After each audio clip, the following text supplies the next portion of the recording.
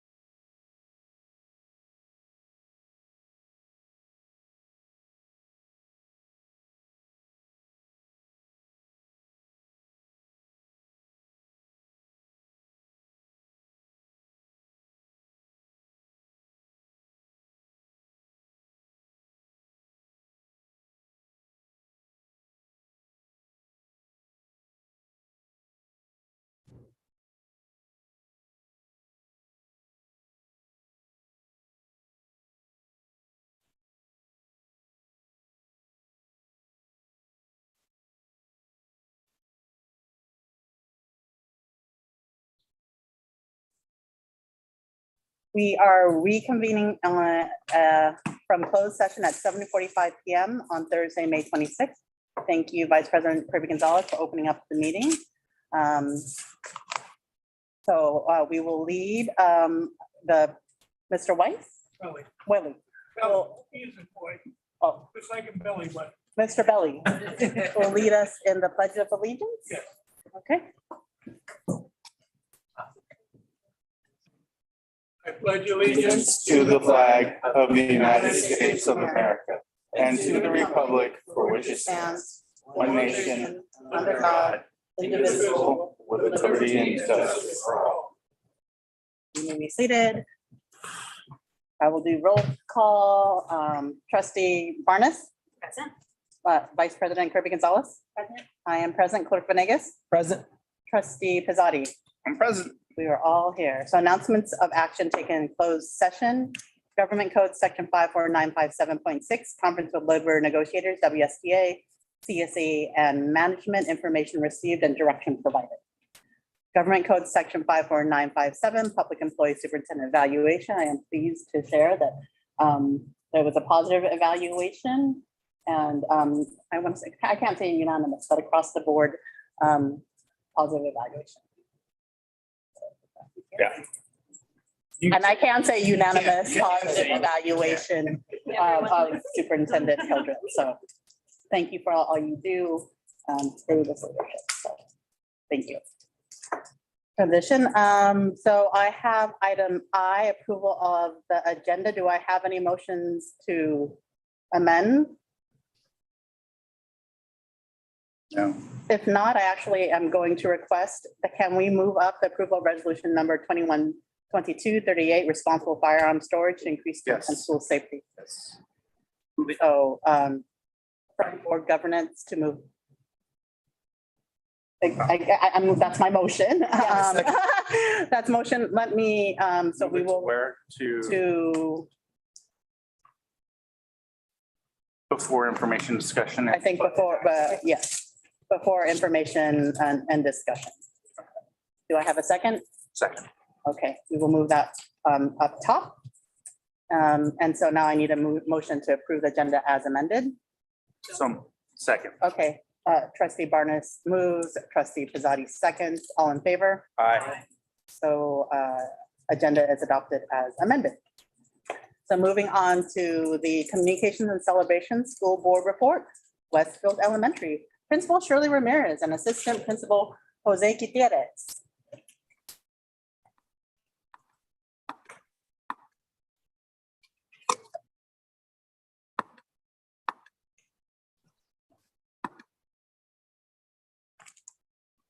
My video keeps going off. Hold on. There we go. There we go. Okay. Good evening, President Wong, Vice President Kirby Gonzalez, trustees, executive cabinet, and Superintendent Hildreth. I'm Shirley Ramirez, very proud principal of Westfield Village.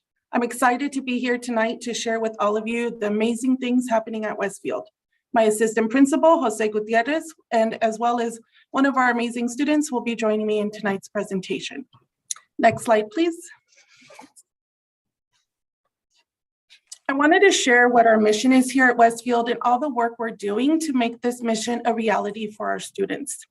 Westfield's mission is to develop self-motivated, hardworking, critically thinking students who are driven to learn, succeed, and aspire to be lifelong learners. Westfield students will be well prepared for higher education, employment, and acceptance of their rights and responsibilities as citizens in a democratic society. Next slide. For tonight's presentation, I'll be highlighting our work on two of our LCAP goals, college and career readiness, and school culture and climate. Next slide. We want to ensure that all of our students have the opportunities needed to achieve college and career success. Next slide. So we began our work with our site leadership team, making sure the instruction we offered provided opportunities in the classroom that are designed to move our students towards the path of college and career success. Next slide. Our focus for the year, we decided, was going to be evidence-based instruction. The first thing we did as a leadership team was develop our why. Our why was students had had a unique situation that had impacted their learning process. We were going to focus on what would have the most impact in the classroom and not what the teacher didn't get to do the year before. And we focused our teaching on frequent evidence of student learning to drive daily instruction. Next slide. Then as a leadership team with the support of Emily Freeman from ICLE, we started to target what we meant by evidence-based instruction. So strategic grade level planning, standard-based goals and lesson design, evidence collection, and grade level team evidence reflections. Through the reflections, teams go through a series of questions, predictions, observations, wonderings, and we identified the scaffolds, strategies, and interventions needed. Next slide. So celebrations, 90% of our grade level showed significant growth in the goals set by grade level teams. One grade level did not show growth began to implement strategic after-school intervention. After the intervention, all grade levels showed growth in various areas, as we were able to see in our iReady and unit assessments. Are most of our students still below grade level? Yes, but they are showing and making growth. And really, it's a celebration to our teachers, our specialists, and our students for those achievements. Next slide. There's also the importance of our targeted intervention. We have a wonderful reading specialist, Mrs. Leticia Martinez, who provides daily intervention. She has serviced over 50 students in kinder through third grade. We also have our guided reading, which classroom teachers use to provide intervention in their classroom. And then grade levels also providing additional intervention after school. Next slide.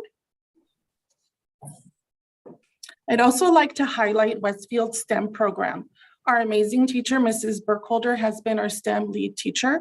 Currently, we have STEM as an elective in our middle school grades. Next slide. There's some pictures of our students in STEM class. Next slide, please. So we're excited because at Westfield, we're planning to implement a STEM-based education program that's going to be from students from preschool to 8th grade. Ms. Burkholder was able to acquire the Amazon Future Engineer sponsor program in partnership with Project STEM, and it'll start in the 2022-23 school year. And we look forward to moving towards becoming a pre-K-8 STEM school. Next slide. Now I'd like to share with you our work around school, climate, and culture. Through our MTSS process, we're able to identify our site needs that directly relate to climate and culture. Overwhelmingly, our MTSS data showed the need for social emotional supports and positive discipline systems, and the need that we had to implement them school-wide. Jose Gutierrez, our amazing AP, will share where our site is in the implementation of PBIS systems and strategies. Next slide.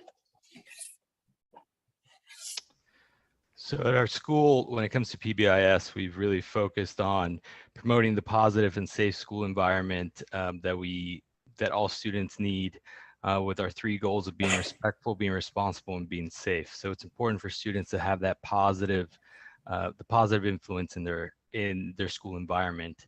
If we go next slide.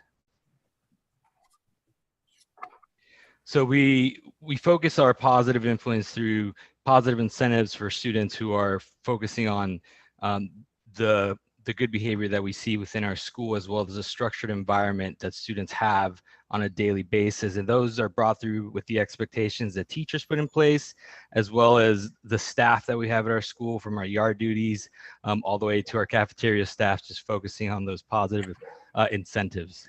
Next slide. And we celebrate this through our monthly celebrations, our middle school rallies. We have dojo points that students receive for all the positive things that they do.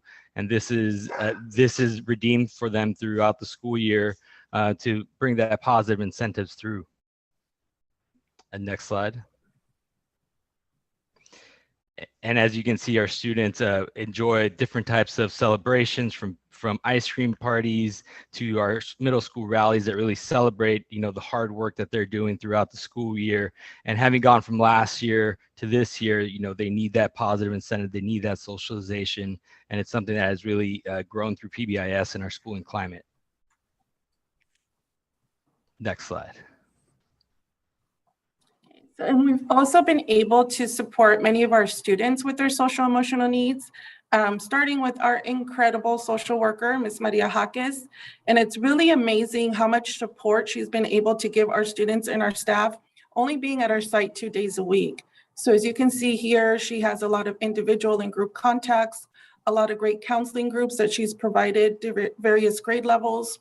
She also has provided presentations to our staff on self-awareness and coordinating with Victor Services for different services for TK to 3rd grade and our drug alcohol awareness prevention for our middle school students. Next slide.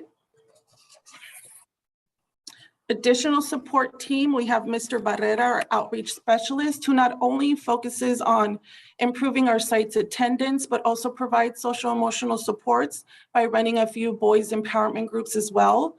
And then Monica Valadez, our amazing parent liaison, has implemented a very successful peer mediation program and really effective in resolving a lot of the minor issues that we see, especially like at recess. And she also started this year a multicultural club for students 2nd through 5th grade, where they got to work on various learning activities and just enhancing their knowledge of other cultures. Next slide. And then I'd like to share a little bit about our Green Light Get Outside program. So the participants get to learn and experience life skills and strategies for managing their emotions, communication skills, setting and achieving goals, opportunities to build their self-confidence, fun outdoor learning experiences, and the one-on-one mentorship and tutoring they get from the UC Davis mentors. I'd like to introduce an amazing Wildcat, Joanna Notuvakava, who will be sharing about her experience with the GLOW program. Next slide. Jojo, you're on. Green Light Go has impacted my life in many ways and has taught me not only physically, but mentally. The bonds I've created with the mentors are unbreakable. They become like family to me, also like another home, another safe space. I've changed my mindset and my way of thinking. I no longer have a victim mindset in life, but a victor point of view that has made me grow not only as a student, but as a person. This class has helped me love and appreciate myself, and the decisions I've made in life are not pointless or worthless, but important. Thank you. Thank you, Jojo. And that's the end of our presentation. Thank you for letting us share what amazing things are happening at Westfield. And as always, you're all invited to visit us anytime. Thank you. Thank you so much for your presentation. Westfield. Oh, no. Yeah. I feel like normally we have a mic over here. It's right there. It's right here. That's what happens when I come late. Okay. Thank you so much, Westfield. I've always felt like it's the places that I did my internships at and where I worked in terms of Oakland. It always feels like home, Westfield Village. Kind of there is a community there that we don't acknowledge that is deeply rooted. And so I just thank both of you for actually being there and supporting the families and students. So wonderful presentation. Any comments from the board? It was awesome. You guys are awesome. I love your team is so great. Yeah. And I just love the way that you support the students. And I love Joanna's comments about the way that the Green Light Go program has changed her. Thank you. Thank you. Thank you for being here, Joanna, also, and for all that you do for the whole child and acknowledging the needs of our students who come to school, not only academically, to help them be successful and to support them, but also emotionally. So thank you for all you do. And Westfield's a really special place because of all the people who make it up. Thank you. Thank you. Thank you, guys. Thank you. Vice President Kirby Gonzalez kindly sent me a note and a reminder to do this. So I wanted to start with the land acknowledgement and then also a moment of silence. So Before we proceed there to our next item on communications and celebrations, I wanted to provide a land acknowledgement that was, so I'll just go to it. Washington Unified School District acknowledges that Indigenous peoples and nations, including Patwin, Nisinim, Miwok, and Winton peoples, have stewarded through generations the lands and waterways of what we know as the city of West Sac. We honor and respect the enduring relationship that exists between these peoples and nations and this land. May the wisdom of the generations before us lead us in discussions tonight. And may us remember those of us who had this land before us. In this moment, I want to take a moment for the victims and the families, both of Texas, of Buffalo, of Orange, and I can't believe I actually literally have to say that in a week.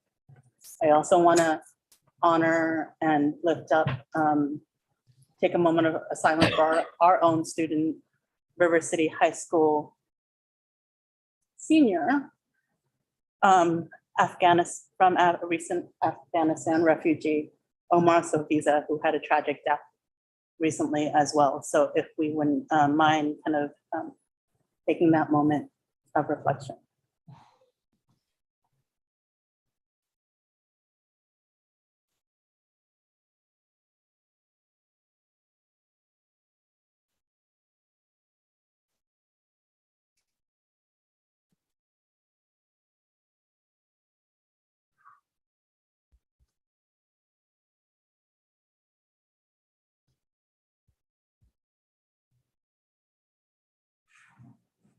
Thank you all for indulging us in that moment. I know that we've had a lot of tragedy locally, nationally, and I know that we're going to hear a lot of comments tonight, but I wanted us to take a moment to honor that.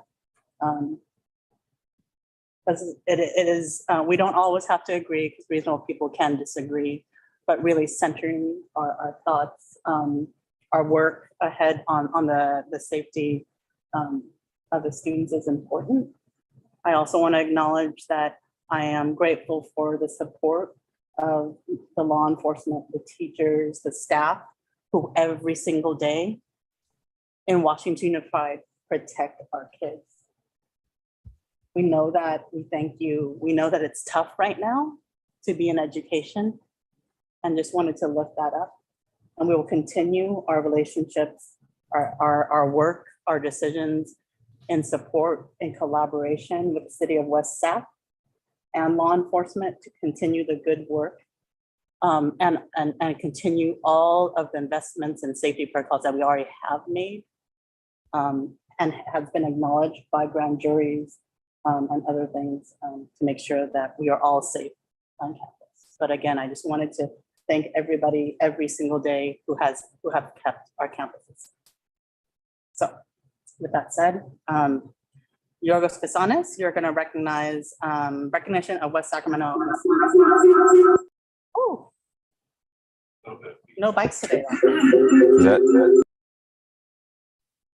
You're good. Can you hear me now? Yeah. Yeah. Can you hear me on there? Yeah. Stay muted.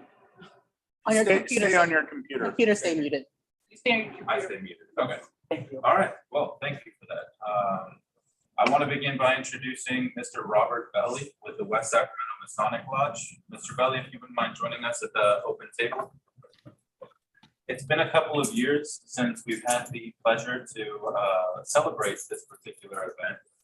For those who aren't familiar, pre-pandemic, we were able to be joined by our partners from the West Sacramento Masonic Lodge in order to donate and reward bicycles to fifth graders from each fifth grade classroom throughout the district.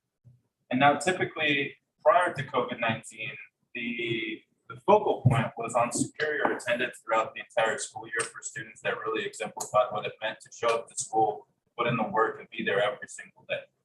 Now, COVID-19 has obviously impacted that in a lot of different ways.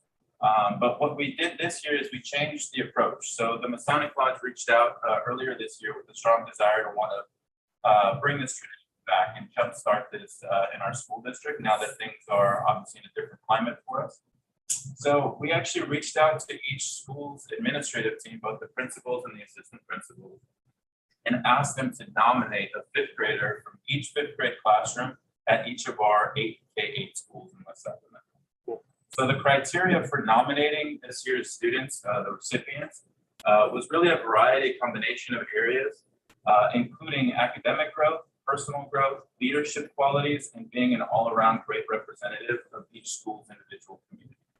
So with that, I wanted to invite Mr. Belli to join us tonight as we announce the winners. It's actually been a surprise up until now. But after we announce tonight's winners from each school, we'll be following up to their families with a celebratory email. And then in terms of receiving the actual bicycle, I think for some of you, you probably remember when we used to have our board meetings at City Hall, the Masonic Lodge would bring all the bicycles and all the helmets up to the City Hall, City Council chambers. Families and students were invited together with representatives from each school. So it was a really fun event. But this year they're going to offer to host the event, at least a pickup at Masonic Lodge on Jefferson Boulevard on June 4th at 11 a.m. So that'll be a fun opportunity also to see the families and the students receive their bicycles for the first time. The other thing that was nice is it's just really a fun way to put a capstone on the school year for a lot of these students and jumpstart the summer and give them another opportunity, a really good reason to get outside, get some sun, get some fresh air, and obviously some good exercise as well. So with that, I'm going to name off the students from each school unless you had any remarks that you wanted to share with us, Mr. Belli.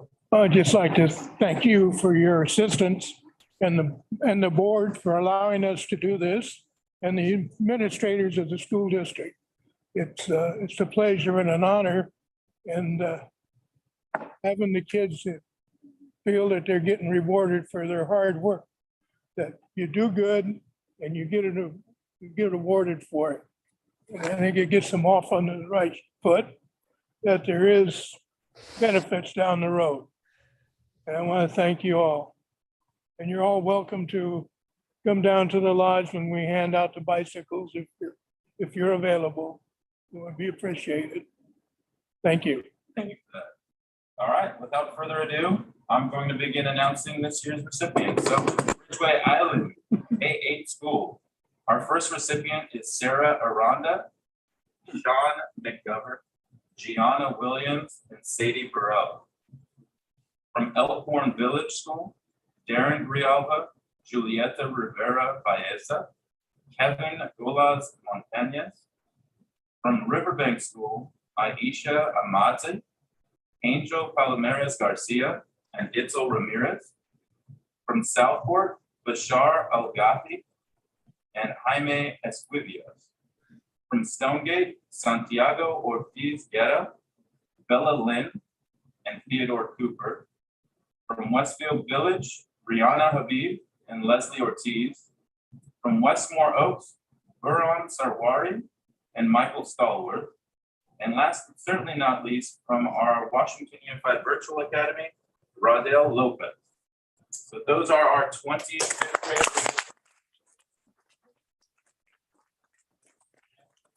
Thank you, Masonic Lodge, again for the generous donation.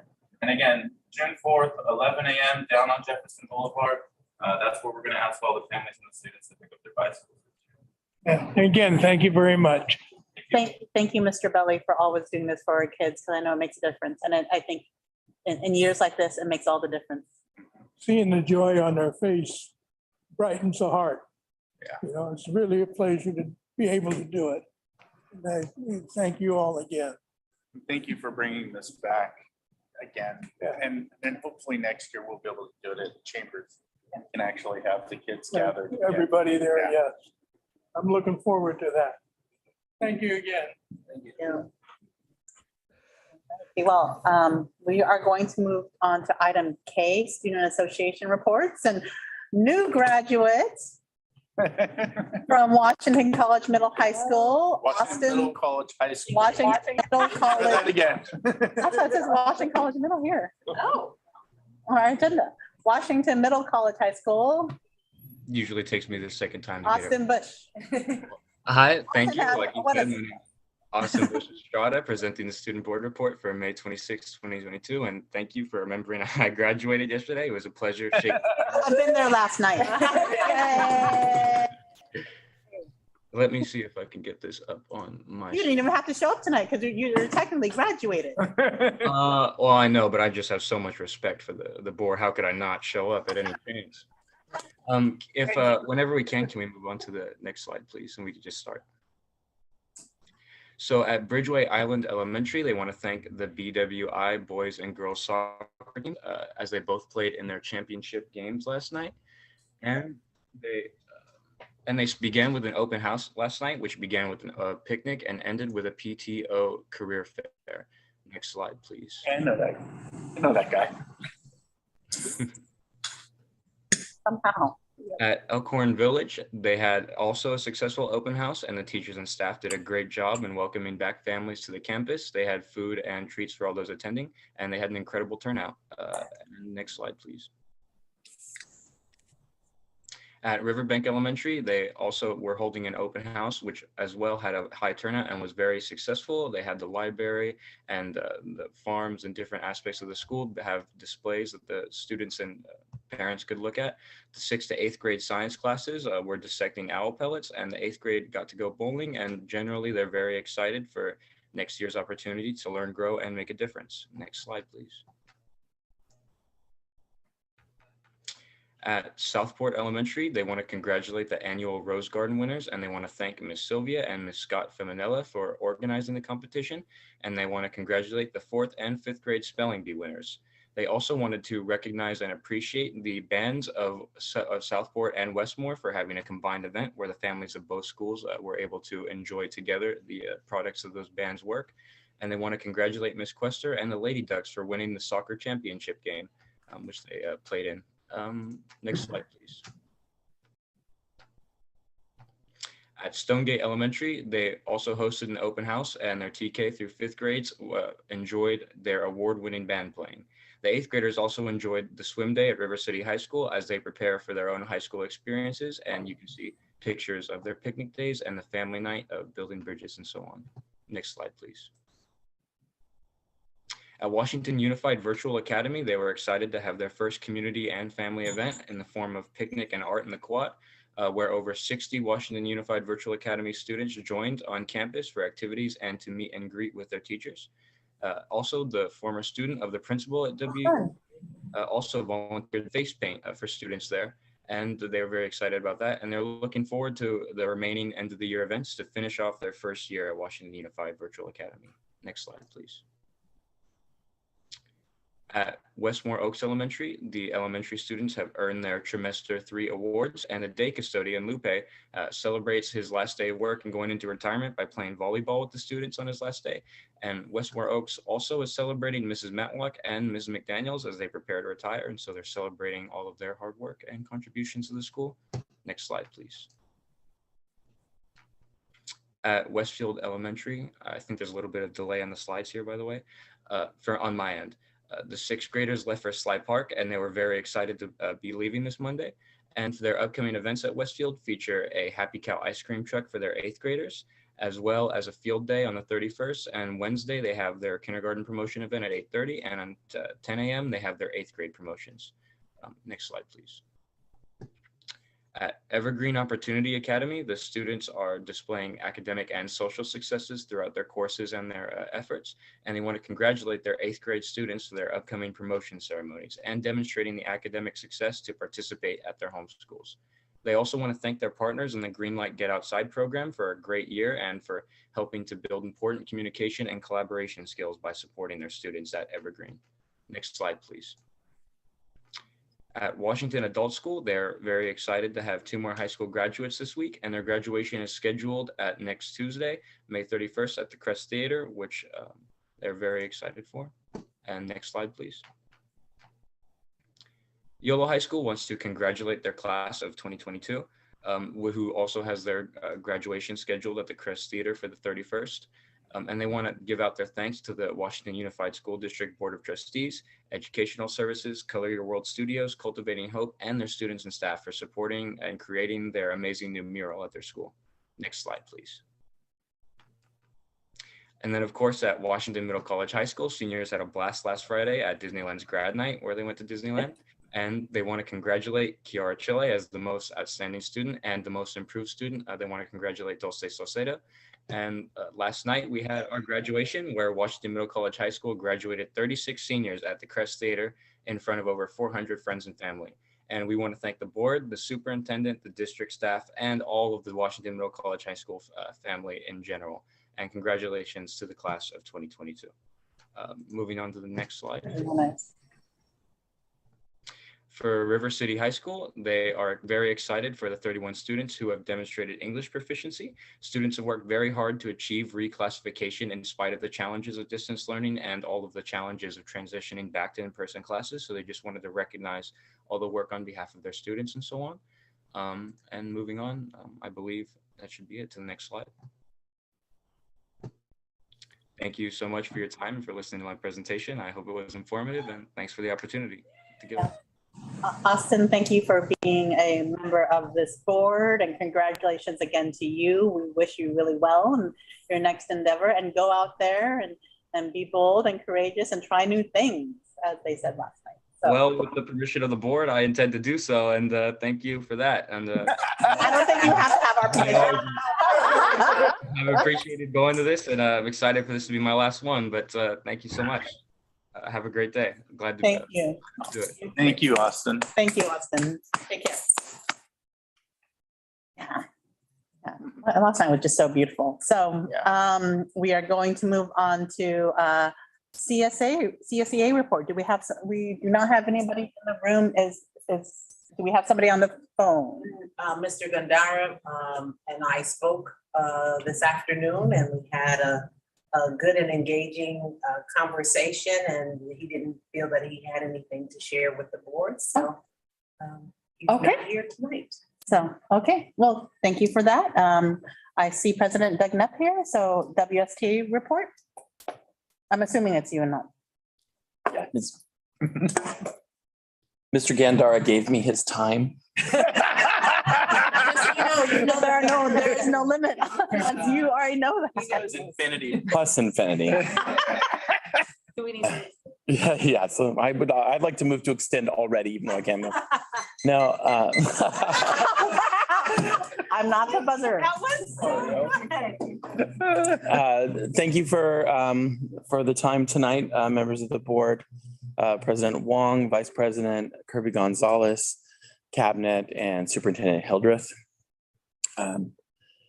I was moved personally by the moment of silence tonight. It's a trying time in our nation. It's been a trying time for many, many years in our nation. And we continue to need to have conversations about how to make our students safe in our schools. As someone who's taught little ones for the last 18 years, you couldn't help but think about the faces that you see every day, that you see growing in your schools, and putting yourself in the position of being one of the teachers in the school in South Texas. I want to thank Dr. Hildreth for re-engaging with the county, with Yolo County this year, and with Micah on our safety task force. And I highly recommend that we continue with this process moving forward, and maybe being more deliberate about confronting some of these real issues. I know that we've been working on our problem of practice this year that we've designated in our safety task force group. But I think that maybe we need to be more deliberate about talking about school safety in a violence mindset, or in a mindset of nonviolence, I should say, and having the hard conversation. I heard a politician from Southern Texas earlier in the week saying that this is not the time to have conversations regarding what causes our children to be unsafe. And any time that there's a death of a child is the time to have this conversation. In fact, it's the time to have it before the next one. And so I challenge us here in West Sacramento to have the difficult conversation with our community and our teachers and to talk about gun violence and talk about how we can keep this from happening to other children in our community. And I'm hoping that we can have this conversation and maybe start talking about planning for it during the summer. Dr. Hildreth, I'd love to meet with you and maybe we can start talking about how we can actually incorporate discussions about this sort of violence and how to prevent it in our task force so that we can be really deliberate. So I thank you for hearing that tonight. On a brighter note, I want to celebrate and recognize all of those dedicated teachers who have chosen this year to start their retirement. Everybody here in this room is involved in education. So, you know, if you've ever talked to an educator about retirement, there's, you know, they all have the angel on one shoulder and the devil on the other. And the devil's saying, you know, you can't do this anymore. You've got to give up. But every single one has the angel saying, what in the world are you going to do without these kids in your life? And you've heard teachers have that conversation with themselves, like, I don't know. But I just want to say to retirees out there, you have earned it. You deserve it. You've given your career and your passions to your students, and you can retire knowing that you've done your service to your community. So thank you. And then finally tonight, I just want to thank the school board. I want to thank the cabinet, and I want to thank my bargaining team for doing the hard work and getting it done and coming to a reasonable agreement that works for everybody. And for the first time in my memory, doing it inside the contract year, so we're not out of contract. I think that is something worth celebrating. It's certainly something I'm proud of. And in just a moment of all of us being in unity and appreciation, I just want to say thank you to everybody in the room. We did it right, and we didn't have to carry anything on. So thank you.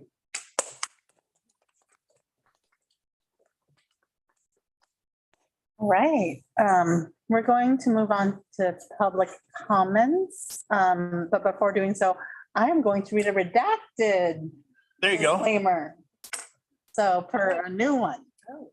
Oh. We expanded it a couple years ago, so yes, so public comment disclaimer, read at each board meeting. Why am I reading that? I am out of sorts, y'all. I'm gonna just say I'm out of sorts, y'all. It's just crazy. I apologize now that I'm out of sorts. But No, never say sorry. We're good. all right, I'll just literally read everything here. So members of the public may address the board on topics of our board agenda during every meeting. In addition, during regular meetings, the board may also address any topic within the jurisdiction of the board.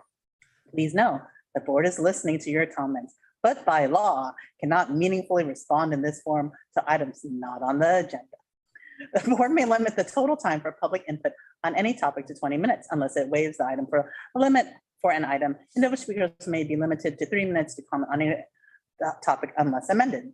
The board respects the rights of members of the public to speak regarding matters within its jurisdiction. However, please recognize that comments regarding students other than the speaker's own children made during a public board meeting may be a violation of the student's right to privacy, and thus the speaker may be legally liable.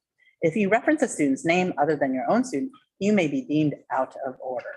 Furthermore, it is important for the public to understand that negative or derogatory comments made against district employees or others, even those made in public board meeting, may be actionable civil defamation. Although the board may not prohibit such comments, board policy allows the public to lodge complaints against district employees, providing more opportunity to be heard than is allowed under the open meeting law that governs this meeting.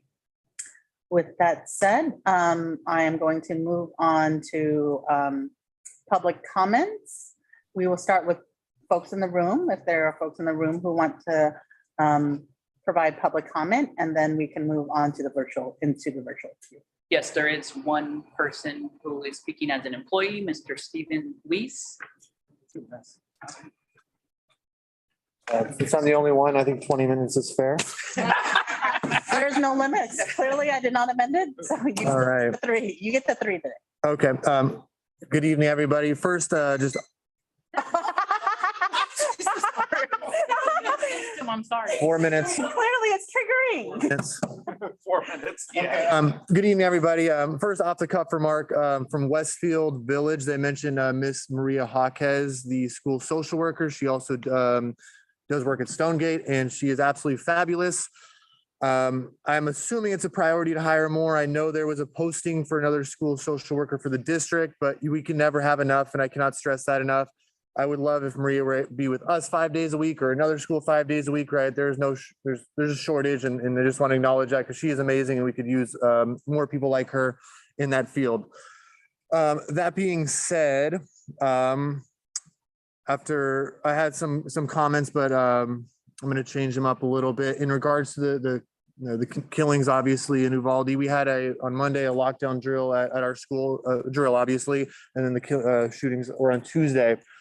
On Wednesday, that's how I basically began class, was just that title. And although I teach the most engaging math lessons in the entire world and no one is ever bored, that was actually the most focused I've ever seen the kids in my entire teaching. I didn't have anybody off task. Everybody was looking up there and listening, which and I mean, it's sad that it came to that. Honestly, that's what really captured their attention. And so obviously want to acknowledge that. And I will read this, but there's of course no way to appropriately transition to what I wanted to say. So I'll just go ahead and do it. So in the last board meeting, I shared some strong opinions, which I tend to do, regarding district finances and their priority with how money is spent. So specifically, I questioned why so much money was being designated to consulting services and a huge budget surplus, yet so little compensation was being offered to WSTA and CSEA to maintain and attract staff. Obviously, that was just 2 weeks ago, so we're in a different environment now. So obviously, I'm fully aware of the bargaining process. One side goes low, other side goes high with compromise in the middle. I do feel as if my qualms were justified given the remarkable turnaround in the bargaining offers and subsequent agreements, as we all know, between the district and the WSTA and CSEA respectively. Whilst a fair compromise was reached that helped to maintain and attract staff, I do believe work can be done to bridge the divide between the district and credentialed staff. It is unfortunate that the structure of school districts as a whole often creates tension between administration and the credentialed and classified staff. We need to look no farther than across the river to see that.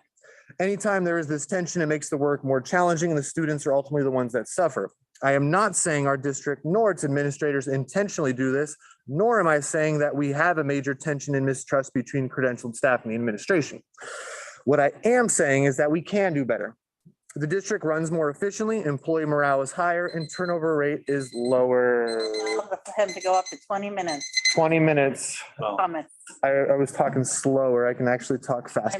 How much more do you have? How much? I got a couple pages over there, and I think I left some in my car. Honestly, like.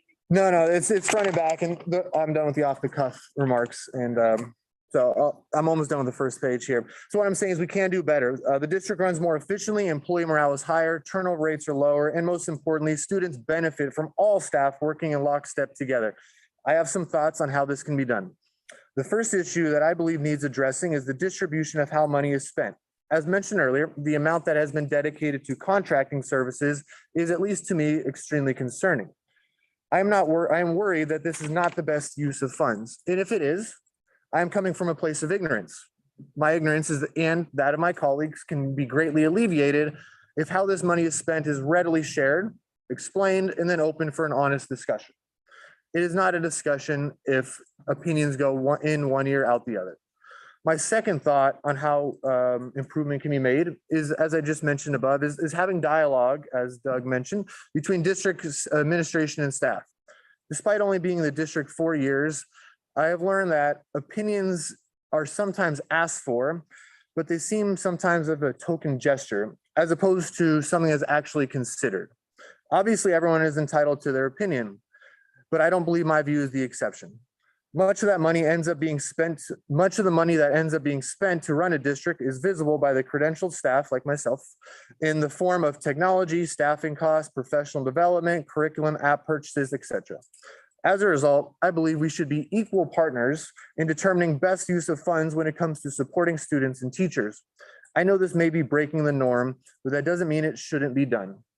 If district money is being spent on, for example, a teacher professional development program, then allow teachers to be the ones to decide whether it is something to pursue. In short, we are a district made up of great people, students, and families. We preach to our students about growth mindset, and I think that is important to keep in mind now. We can do better. Improvement is always possible and necessary. Financial transparency and equal collaboration between district administration and staff will go a long way towards creating a stronger, more cohesive organization. Please consider my comments. I truly believe my suggestions will aid the WSD community and result in higher employee morale and better student learning outcomes. Thank you. Less than 20, we're good? All right. Thank you for your time. I appreciate it.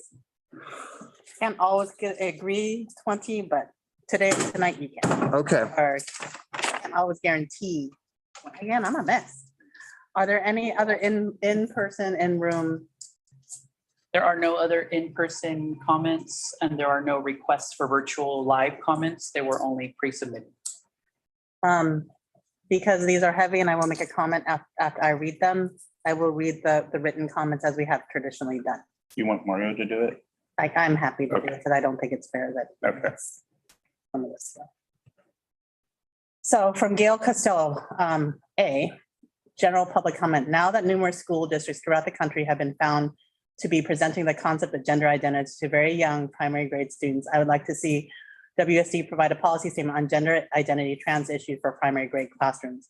There are key skills to be taught in pre-K through third grade, and I would hope the instructional minutes would be devoted to promoting the sounds of letters, reading skills, addition and subtraction skills, and spelling. English is a difficult and inconsistent language to master, and children need to focus on those fundamental skills rather than wonder if they should switch to being a boy or a girl. I am opposed to the WSD campus's supportive role of middle school students exploring gender identity during lunch and before and after school, because I do not think any student should be making any hormonal or surgical decisions on changes until they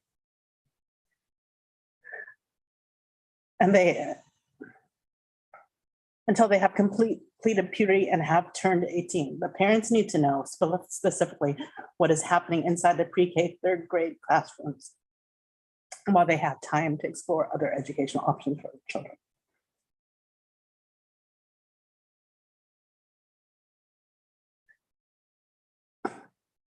I want to be clear that these are comments from the public, not ours. And I want to be clear that we are an inclusive, equity-driven district, and comments like these are a constitutional right because they must be read. But I want to be very, very clear that to me, it's very unacceptable to create an environment where anybody is marginalized or not included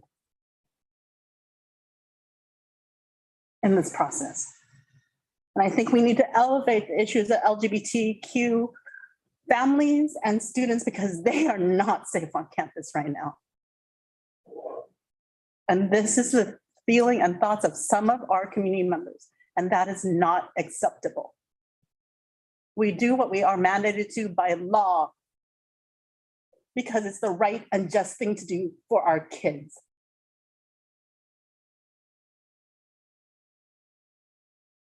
So when we think about safety, we think about all of it.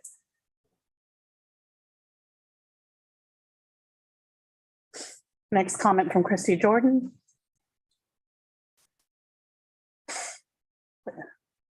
In the superintendent's briefing this week, she shared that WSD has strong partnerships with our local emergency and safety authorities. Let's make that partnership even stronger by bringing back the 2 West Sacramento Police School Resource Officers, or SROs. They were eliminated 2 years ago. Thank you. Second comment from Ms. Gail Costello, campus safety and security. Comment, I realize that this is a hot topic right now, but I have been to your district office and it has a security system where visitors can only see a small portion of the office and they must be screened for identity. The purpose of the visit, etc. Each of our schools must have perimeter fencing with only a few entry points, which are monitored during school opening and closing times, and then most are closed during the school day. It is a little less convenient for students and staff who want to be able to easily access their vehicles during class hours. But inconvenience is better than people being terrorized on campus. What changes plans are being made for the fall opening of school? Now is the perfect time to erect fencing, install gates, upgrade communications, hire school resource officers, maybe hire more campus monitors, etc. For Americans to be debating more gun control laws is one thing, but as long as the southern border is wide open and most border crossers are never detained, let alone interrogated, we must all. Do we have to go on with this? Yes, I think that it's by constitutional, and we will make a statement after this. So we must operate on the assumption. Woo! Open are never detained, let alone interrogated. We must operate on the assumption that unveiled foreigners are bringing in illegal and unregistered firearms as well as other weapons. Our schools must be better protected. The Senate had an opportunity in 2013 to approve spending to improve the security in our schools, and it did not pass. The schools have excess COVID money, and this would be a sound way to spend on the safety of our children and staff. Please prepare a mission statement on the hardening of WSC schools by fall 2022, and then provide updates this summer as items are completed. The statement is extremely offensive as a person who is a refugee, who's an immigrant. This is not a border issue. This is a more comprehensive and safety issue. You talk about politics. This is what is really screwed up. It's racism at its finest, and I can't. So I want to be clear at the top of the hour, we do not condone these types of beliefs. We have, again, freedom of speech. I get that. I have to read it. But You don't have these, to read it, though. You don't have to read Right. that. Yeah. I don't believe you have to, as long as it's sent to all of us. Okay, so I just want to be clear, but these are also what the conditions under which we as a board are working under, and I think it is fair for the public to understand that there are these mindsets out there in the community that we hear either in private email or in public. And I get that you have a right to share that with us, but I also think as people are watching this, these are the conditions in which we operate and we lead, and we want to center us in students and students' safety as whole. And this is completely offensive and racist. Very. And I will make that it is racist. Here. Yes.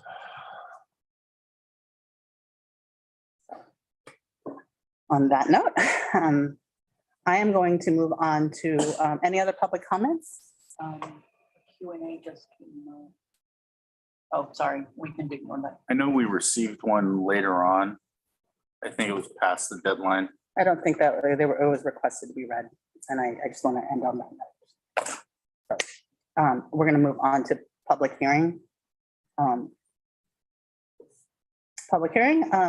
Assistant Superintendent Sam Moisich of Ed Services and Matt Ainsworth of Curriculum Instruction and Professional Learning. Public hearing for grades K through 5 science curriculum amplify. Amplify. Thank you, President Wong. So current science textbooks that we use in Washington Unified in our K through 5 program have been here since 2007. We have not had a new adoption in Washington Unified since 2007. The WSD science teachers, or elementary teachers, with help from science teachers in 6-8, we had a process to choose a new science adoption that would better engage all our students. This process included reviewing possible choices and piloting material at the different grade levels of every school site during the 21-22 school year. This May 5th on 2022, the Curriculum Council chose to move forward with the recommendation of our K-5 science teachers and move forward with Amplify as our science curriculum adoption beginning in the 22-23 school year for a total of 8 years. Amplify is meant to be a blended program that is a good solution for our one-to-one initiative. It engages teachers through problem-based learning and supports teachers with robust resources. So there is no action tonight required by the Board of Education on this item, but we welcome your questions. I have with me here tonight our Director of Curriculum and Instruction and Professional Learning, Mr. Matt Ainsworth, who led this process with us. Thank you. Any questions from the board on the public hearing? Like I said, I'm feeling some sort of way. Yeah. If there, are there public comments on this in the room? There are no public comments. All There's a right. nice curriculum in the background if you want to take a look. Different things that's all behind it. I know that Trustee Barnes and I were talking about this. We were excited about it. We saw it on Zoom. We should check it out because there are boxes, and I will hand it over to our what? I do want to. Yes, Vice President Kirby Gonzalez. Thank you. Thank you. I appreciate this. And I am glad that there's a conversation about science curriculum because I see the need in our district to have this. I know that there's been a gap there in terms of meeting our next generation science standards. So I appreciate that. My questions are, what did you mentioned that all sites have piloted this in terms of grade levels? Can you tell us if all grades K-5 piloted it, and if any of the middle school teachers have looked at it, and if they have any feedback? Thanks, Vice President Kirby Gonzalez. Yeah, we did have members of our pilot from kindergarten through fifth. We had multiple representatives from each grade level.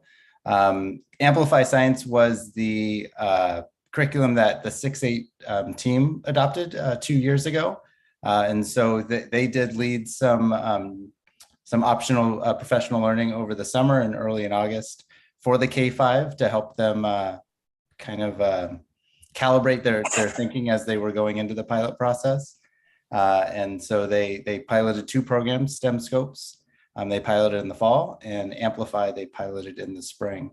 And then we brought the team together and heard their concerns and thoughts about both. And the pilot team overwhelmingly recommended Amplify for their curriculum of choice. Is the middle school curriculum, is it similar to the, I'm very familiar with the K-5. Is the middle school similar in the amount of curriculum that is accessed online and also in the types of investigations, or is there a more robust middle school investigation? Yeah, so the middle school, their adoption, they went with the online only. They didn't go with any of the student workbooks. And so the middle school leaned in that direction. Again, a couple of years ago, I think that was the 1920 school year.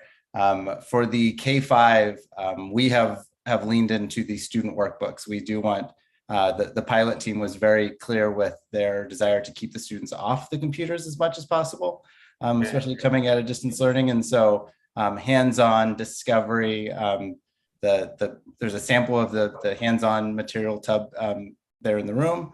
And so we really wanted to get the students to discover the science with their hands rather than, I mean, and there are virtual simulations, and there's some things that they just can't do in their hands. But for example, a second grade class was talking about the shoreline and the impact that the waves have.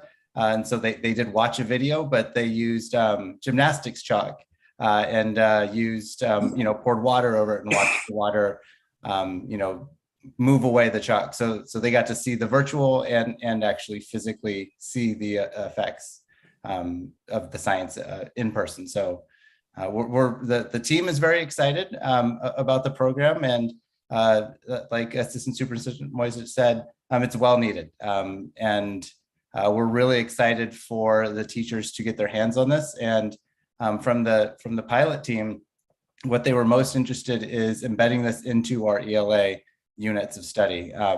That the program comes with readers, and the literacy and fluency of our early readers can be through any content. And so the team is very excited for that content to be through science. So again, we're really excited about moving in this direction. Did your team have enough readers for every student? The program that we are adopting is I think it's 2 to 1 to students per reader. The pilot, we because not everybody piloted, we were able to have 1 to 1. But the pilot team knows that that's not the standard. That it's meant to be collaborative rather than an independent work. Is there a way, I know in terms of the cost, is the cost more than what maybe a typical curriculum in the past would have been that had less technology? I wonder if there's a way that you can negotiate with the publisher to have, instead of 1-to-1 computer, if we could have the one to which comes obviously with this, but the 1-to-1 readers in a classroom? Yeah, we actually went back and forth with Amplify quite a bit over the course of over the course of April and early May to get to the price point that was financially possible. We did get a quote for 1-to-1 for the readers, especially for K2, K3. The price was obviously higher. And that would have come at a cost of possibly limiting some of the workbooks. And again, we brought the primary teachers of the pilot back as a working group to get their input. Where does their priorities lie? And they much more preferred the workbook for every student to be able to have access to the notebook and workbooks, and that they felt confident that they could use the 2-to-1 readers effectively in their class. And then my last question is, in terms of, did they give any assessments with the program? That's a good question. There were assessments. The pilot was 1 unit, and so each piloting teacher was able to participate in 1 unit. I don't know offhand. I can look into that and get back to you at the next board meeting. We're going to present much similar to what we did for Curriculum Council. I've taken a note. We'll get an answer on the assessment piece. Thank you for that. Perfect. Thank you. Trustee Pizzotti. Yeah, I just kind of wanted to delve a little bit deeper into what Vice President Kirby Gonzalez was saying. So in terms of the teachers' feedback on it, was there any rating or scoring system on this? Did they have a positive overall, feeling of it, or, what was, you basically gave me a generality as to, they felt like they could work with this. I want to know, do they like it? Do they think this is preferable, or should this be explored further as something else? Oh, that's a great question. Yeah, we did give them a survey and to rate the 2 programs on a scale of 1 to 5, how satisfied and how effective they felt the program. STEM scopes on a scale of 1 to 5, 58% gave it a 1 or a 2 on a scale of 5. On Amplify, 90% of them, 92% gave it a score of a 4 or a 5. And throughout the process, it wasn't, option A or option B, we have to choose. We were very clear from the beginning that we have option A, we have option B, and there's always option C of we don't know yet, and we want to explore other programs. And so in our survey, we asked that question. Would you recommend STEM scopes? Would you recommend Amplify? Or would you rather pilot other programs before making a recommendation? 91% of pilot teachers chose Amplify with those 3 options. And I'm glad to hear about using or utilizing workbooks. I certainly know, and I can only speak from experience from my daughter, and the kind of glazed over look she gets after looking at a computer for far too long. And the more work she does, the more kind of zoned out she tends to get when it's before a computer. So the more actual workbook style, I think the better for at least some of those with, certain, learning disabilities or developmental disabilities, I think would certainly be better. And it's science. It's science. Hands-on. Science is Very industry. right. Collaborative. Yeah. Trustee Barnes, you want to make, you were on the curriculum committee with me, so yes. Yeah, and I felt like the teachers were you were right, they were very supportive of the Amplify, and they definitely poo-pooed the STEM scopes. But we asked about, I appreciate it from the DI perspective, the Spanish translation. I was under the impression that it was going to have to be more translation than what was sort of alluded to, but this is actually pretty awesome. Like this is like a first grade 1 in English, and then this is a that's it. Oh, is it? Oh, boo. Yeah. Wrong one. No, this is Amplify. I picked up, this was on top of them. Oh, They that's don't so have a- sad. But they do have, but back there, they do have little ones that are all in Spanish. And so it's not, sorry, you're right. But it's not, it's not like click a button and translate it. It's like, you know, we asked. We did ask. You're right, I picked up the wrong one, but it's not that. We're all you have- feeling you some don't sort of have to way. go We're all back. feeling I some know, sort of I way. No, you're right, Trustee Barnes. I don't know if STEMscope sent you to this meeting, but we're no, with our adoption, we are getting full Spanish program for the DI. It's the full workbook. So yeah, we're really excited about that for DI as well. I appreciate that too. Thank you. Yeah. No, Clerk Venegas, thank you. Ending on that, the teachers who are evaluated, I trust them a lot.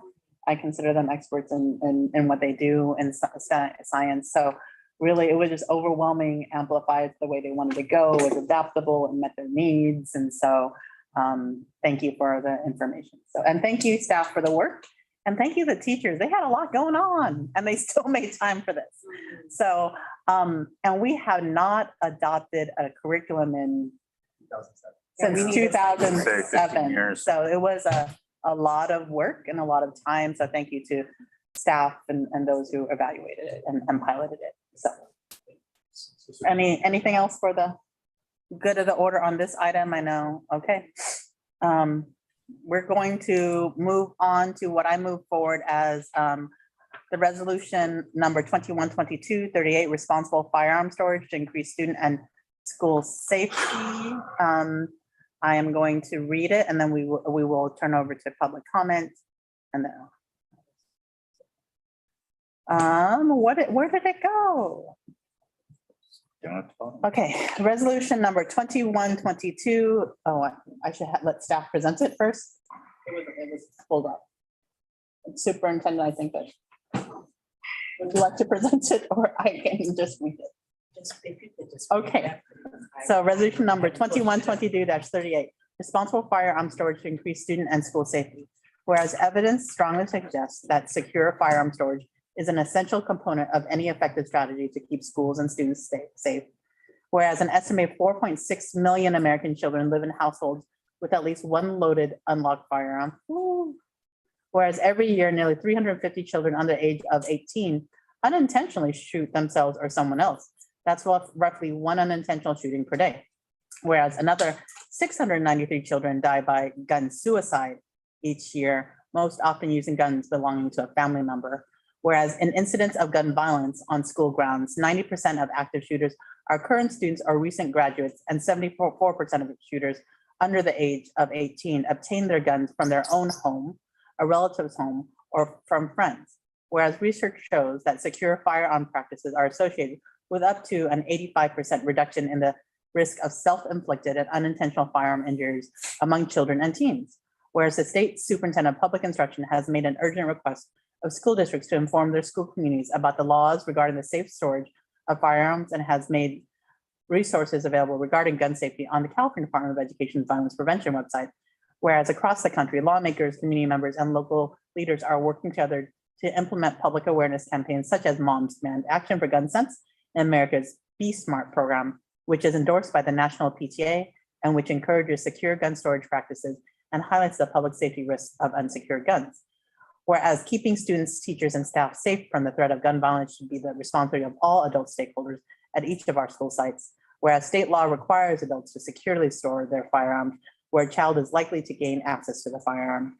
Whereas in order to continue with preventative measures to increase student and school safety, we must act now. Therefore, be it resolved that the Washington Unified School District Board of Education directs the superintendent and staff to update the student handbook with information on parents' legal obligations regarding the secure of storage of firearms. Be it further resolved that the board and superintendent will continue to work with local law enforcement agencies, health agencies, and nonprofits to collaborate and increase efforts to inform district parents of their obligations regarding secure storage of firearms in their homes. Passed and adopted by the Washington Unified School District of Education on this 26th day of May 2022. Do we have any public comments on the resolution? No public comments received. If not, turn it over for board comments. I see trustee Pizzotti, you would like to make a comment. So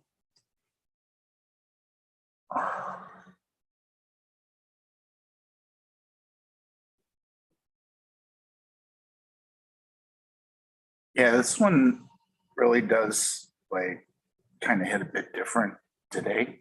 And while this is talking about gun safety and gun storage, it is part of our discussion that we need to have as a larger picture item about keeping our communities and our schools safe.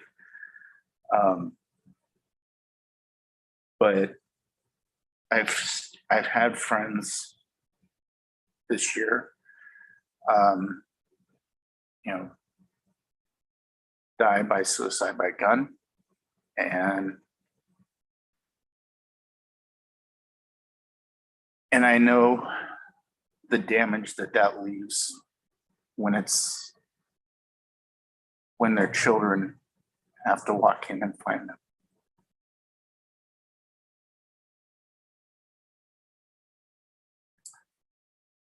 I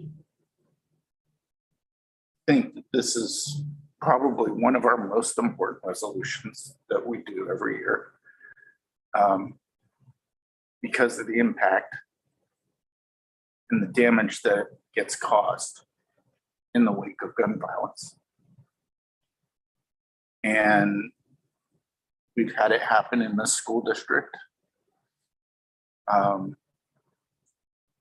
where we've lost,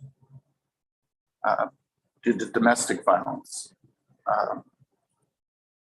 our own students. And I just want to highlight this and make sure that we get the letter out that usually accompanies this as well, to inform parents of what their responsibilities are, that it's not just in the handbook, but it also goes out in a message. I'm going to try and keep it together because I have comments later on, but I will move if there's anybody else wants to. Any other comments? I think we saw it just yesterday in a student in our region, not in our district, but in our region, bring a loaded gun to school or bring a gun and ammunition to school, who was in second grade. And I think that it's very clear that people reminding us all in the community of our obligations, if we choose to be gun owners, I think is important, and it does save lives. And this was on our agenda, we should note before, you know, this is an annual resolution now, thanks to Moms Demand Action and others who brought this before us. And it's sad that how timely it is. Any other comments? Yes, it is unfortunate timing. So, yeah. So trustee Pizzotti moved. Do I have a second? I'll second. Vice President Kirby Gonzalez seconds. It's a resolution. We need to vote on it because we can't do it in all vote. So trustee Barnes? Aye. Vice President Kirby Gonzalez? Aye. I too vote aye. Clerk Venegas? Aye. Trustee Pizzotti? Aye. We have a unanimous vote on this resolution. Thank you. We are going to move on to information discussion items now. Governors may revise. Assistant Superintendent Monique Stovall. Good evening. Can you hear me and see me? Yes. Yes, wonderful, thank you. So at this time, I am presenting an update to the governor's budget that was released earlier this month. The purpose of this presentation is to highlight changes between the governor's January budget and what's called the May revision. And also it's in preparation for the adopted budget for the 22-23 school year that we will be bringing to you for a public hearing, and then subsequently request the adoption of that budget that will incorporate what's in the May revision, many of the items in the May revision. Next slide. We always like to begin our budget meetings with our annual budget cycle. As you can see here, we're at the last component of this budget cycle, which is our governor's budget revision, and we're here in May. Next slide. We'll focus on 4 major items in tonight's conversation. First are the themes of the revision, funding updates, some information on some special programs or special items in the budget, or I'm sorry, in the revision, and then next steps. Next slide. So starting with themes for the May revision, in the governor's May revision, he is proposing to add over 300 billion to the budget when compared to January.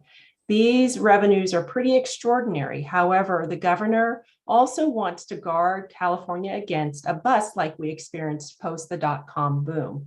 In essence, beware of a coming recession. When we're looking at our conversation today, we identified 6 themes, for lack of better words, that relate to K-12 education that we'll cover today. The first is ongoing funding increases. Next, we'll talk about information related to planning for the future. Next, our average daily attendance or ADA cliff, one-time funding, supporting our special programs, and then also after-school programs. Next slide.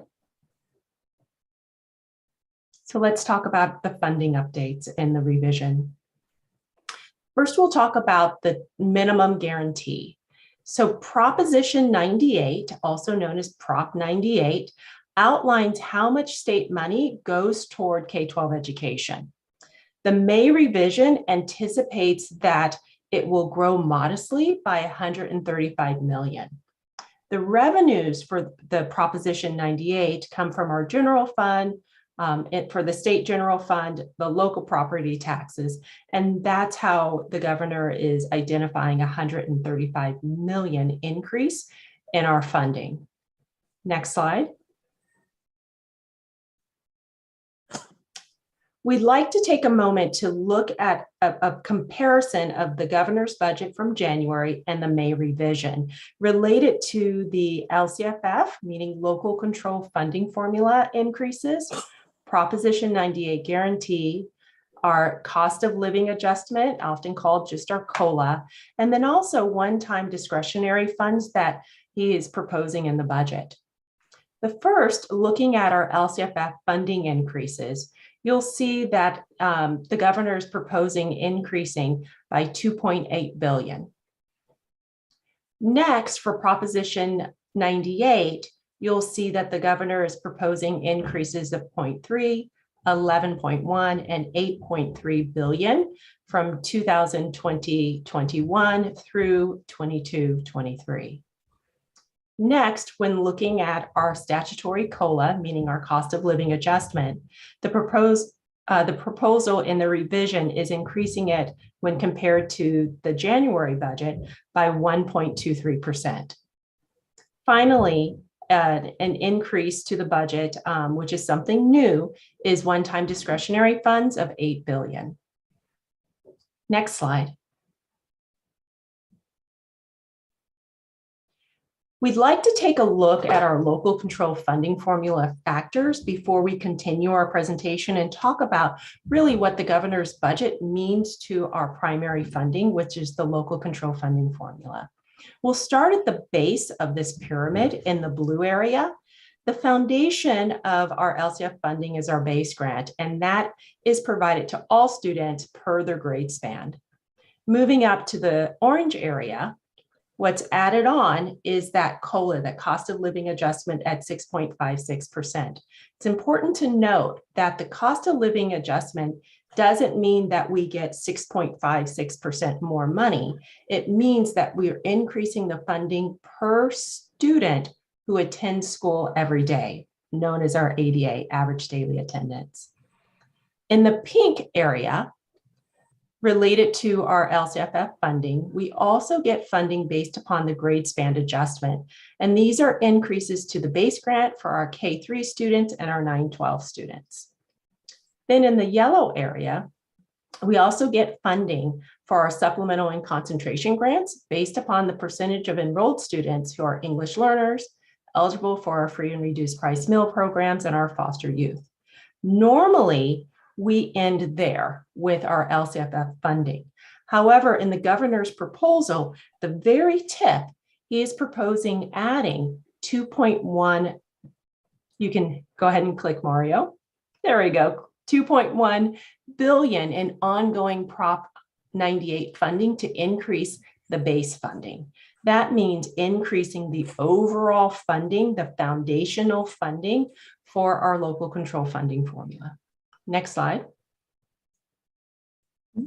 So when we're looking at this funding, we wanted to take a peek at what this may mean for school districts. You'll see in the first yellow area, this identifies the amount of base funding that we get per ADA. ADA is our average daily attendance. That means the number of students who come to school every day. We'll just take a look at our K3. Remember I said that it's divided by or allocated per grade span. For our K3 students in 21-22, we received about $8,093 per student. However, when we add in the COLA, we add in what fiscal experts are projecting for the 2.1 million increase to the base. And then we also add in the grade span adjustment for our 22-23 base grant. For our K3, we're looking at almost an $1,800 increase. So in summary, with the increases to our COLA and then also increase the base, we anticipate receiving more for our students who attend school every day so we can support their educational needs next year. Next slide.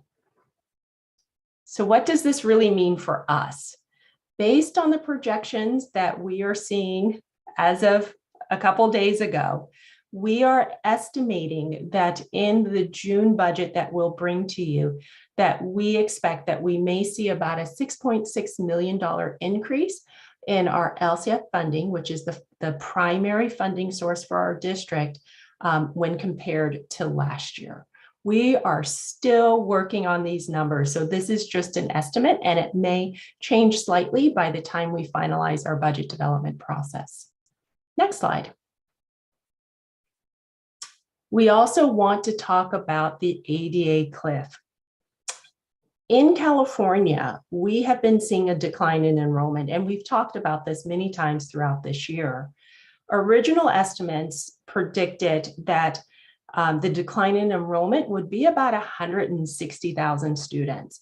However, that decline is sharper than we had anticipated. Current projections that were in the governor's budget and from the Department of Finance estimate that enrollment California-wide is down about 270,000 students.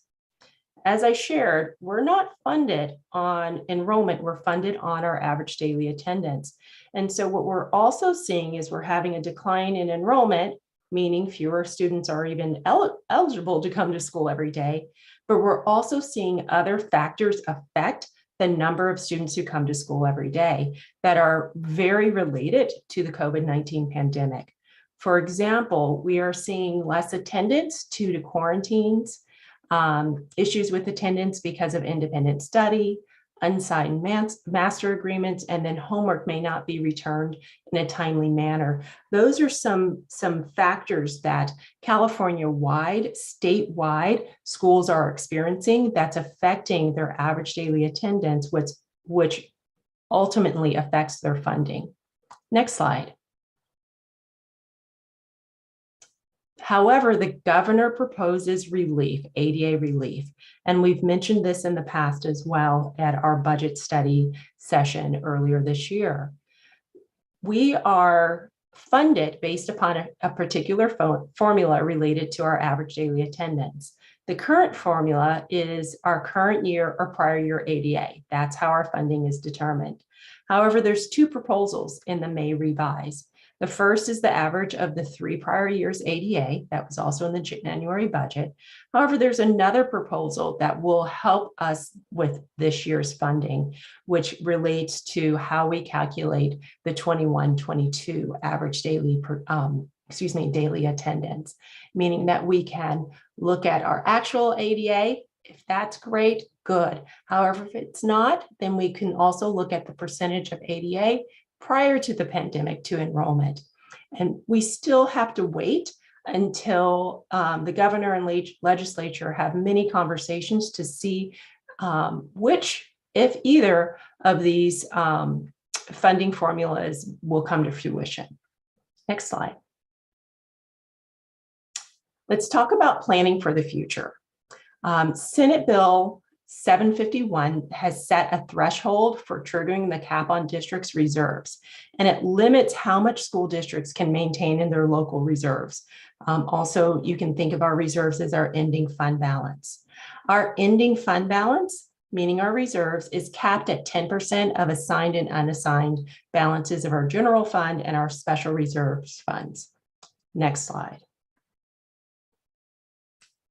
So knowing that because of the COVID-19 pandemic, we had lower expenditures, which increased our ending fund balance. Because of the one-time COVID fundings, we also had fewer expenses in our general fund, has resulted in our ending fund balance growing and growing and growing. But we still have to be in compliance with the 10%. These are some options and some ideas that we can institute to help us to be in compliance with the 10% reserve cap. Thankfully, you have already taken steps to get us into compliance. And 2 of those very important steps is our contribution to our deferred maintenance funds and also our post-employment benefits. Some other options we have is to commit our fund balance, meaning we can commit unspent supplemental and concentration grants. We can commit money for technology refresh, textbook adoption, debt repayment, whatever you deem is appropriate to help us to plan for the future. We can also increase our contributions to other funds, like our restricted funds, like our routine restricted maintenance and special education. We can transfer to other funds, as we've already talked about, our deferred maintenance and our post-employment benefits. And we can also, if necessary, seek an exemption from the county office. However, this option is not recommended that we employ unless we really need to. Next slide. So now let's talk about special programs, some special things that are within the budget. The first is a discretionary block grant. That was the $8 million that I mentioned earlier in the presentation. Estimates are that it's about $1,500 per ADA for any board-approved one-time purpose. Within the May revise, there's intent language. Important to note that intent language is not law, but the intent of this block grant is to go towards student learning, protect staff levels, and mental health and wellness. Next slide. Next, we also wanted to make sure that we highlighted that although it's not a major change or a significant change from the January budget, we wanted to call out the focus on our special education programs.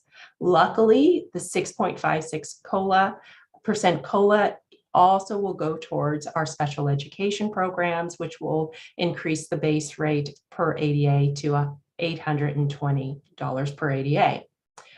The governor also proposes has 4 different proposals within his budget. The first is related to individual education plan programs, our IEPs, wanting to have best practice resource leads. Also a model IEP template expert panel, an alternative diploma for students with disabilities, and educationally related mental health funds shifts, so shifting some dollars related to our mental health. Those are some proposals that are still within the governor's budget that we wanted to highlight. Next slide. The governor also has instituted for our state universal meals. For the past few years, our students have been able to receive a meal, whether or not they qualified for the free or reduced meal program. Everyone received a meal for free. The governor wants to continue that program. In such, the governor has also identified funding to support schools in this endeavor.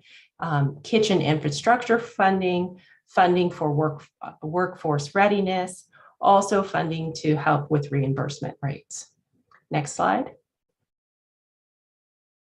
And finally, we wanted to call out the Expanded Learning Opportunities Program, also known as our ELOP program, infrastructure funds. In the May revise, the governor identified $1 billion to be distributed to school districts to be able to support after-school programs for our students. The governor said that it is anticipated that it will be distributed evenly from 2022-23 through 25-26, and at least 75% of the grant funds must be used for arts education programs. And finally, if there's any remaining funds, then it would be used for infrastructure upgrades needed for the ELOP program. Next slide. So what are our next steps? Next slide. So at this time, we incorporate the May revise into next year's budget. In June, we will be back to present the budget to you.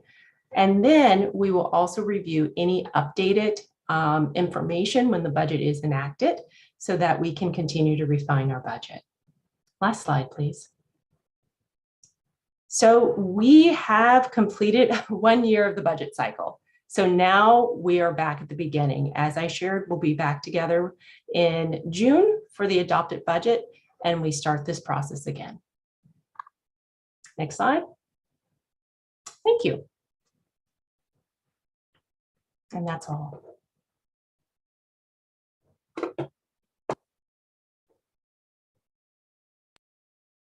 Any questions? Yes. Are there any first of all, are there any public comments in the room or virtually? No public comments received. Seeing that there are none, turn it over to the board. Vice President Kirby Gonzalez, nope. Nope. Trustee Pizzotti, nope. Trustee Pizzotti, it looks like you want, okay, we're going to go, we're once, twice, okay. I'll be real brief. So, in terms of, okay, never mind. You gotta move. Motion to We're accept. good. No, you go ahead, Trustee Pizzotti.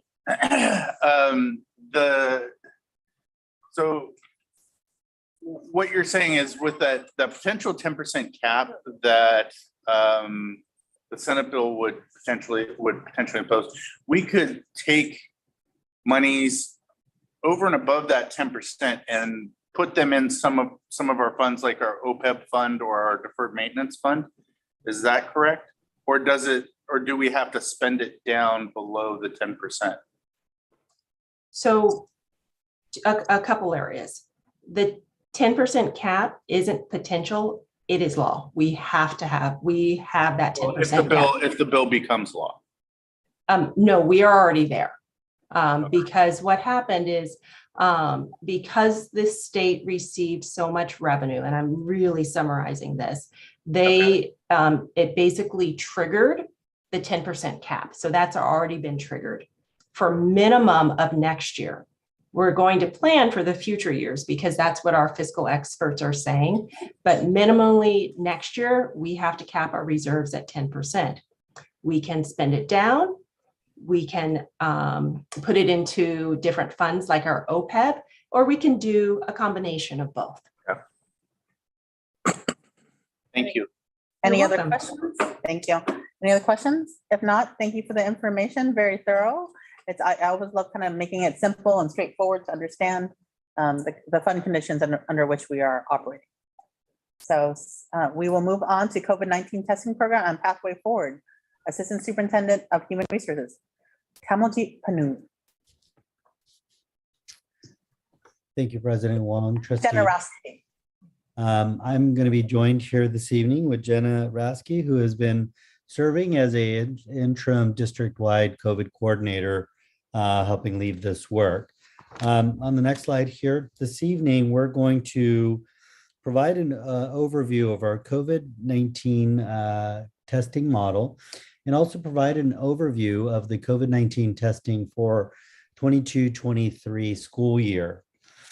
On our next slide here, we wanted to just provide an overview of kind of where we have our testing history and where we have been in with testing. We began with Buy Next Now testing through CDPH May and June of 2021.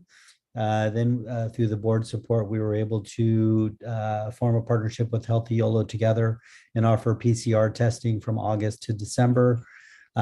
We also, throughout the year, were able to provide take-home antigen testing. I do believe we have some scheduled to go home tomorrow as well.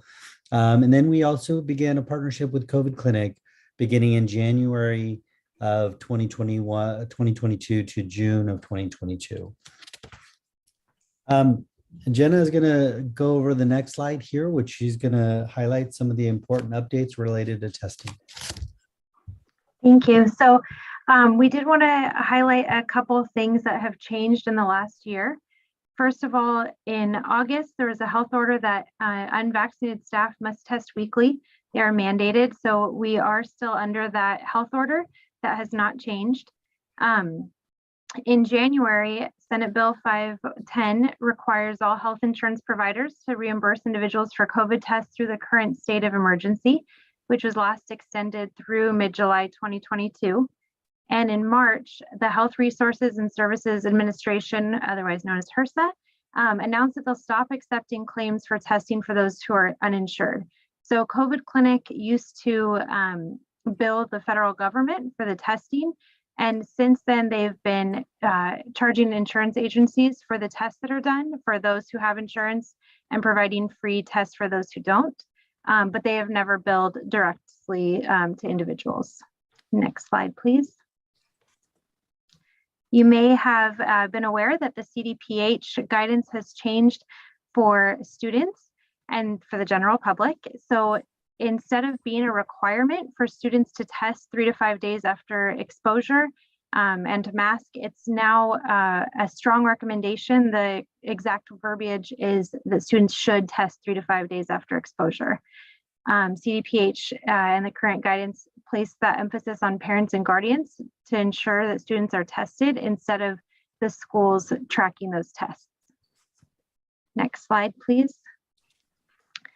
Parallel to that, but also a little bit different, Cal OSHA guidance has changed for employees, and this has been most recent. So Cal OSHA lags a little bit behind CDPH. Employees who are exposed to COVID positive individual who are identified as a close contact must test 3 to 5 days after exposure, and they must wear a mask at work for 10 days after that close contact. Along with that guidance that changed, the close contact definition changed to align with CDPH. So instead of being individuals who are within 6 feet for 15 or more cumulative minutes of positive individuals, it now includes anybody in the same indoor space for 15 or more cumulative minutes. So a classroom, a lunchroom, something like that. Unvaccinated employees must continue to test weekly, as we mentioned in the other slide, and all employees must have access to no-cost testing during their workday. Next slide, please, Mario. Okay, so this is a snapshot of the Yolo County dashboard as of May 12th. So you'll kind of see a trend of ebbs and flows, peaks and valleys, as we've seen COVID in the last couple of years. Based on the variants, there may be some increases. They're hard to predict. As we had Omicron in January, there was a high of 249 cases a day. That was the average. And then our most recent low was April 12th. We had a case rate of 3.8. On May 12th, when this snapshot was taken, the case rate was 16.2.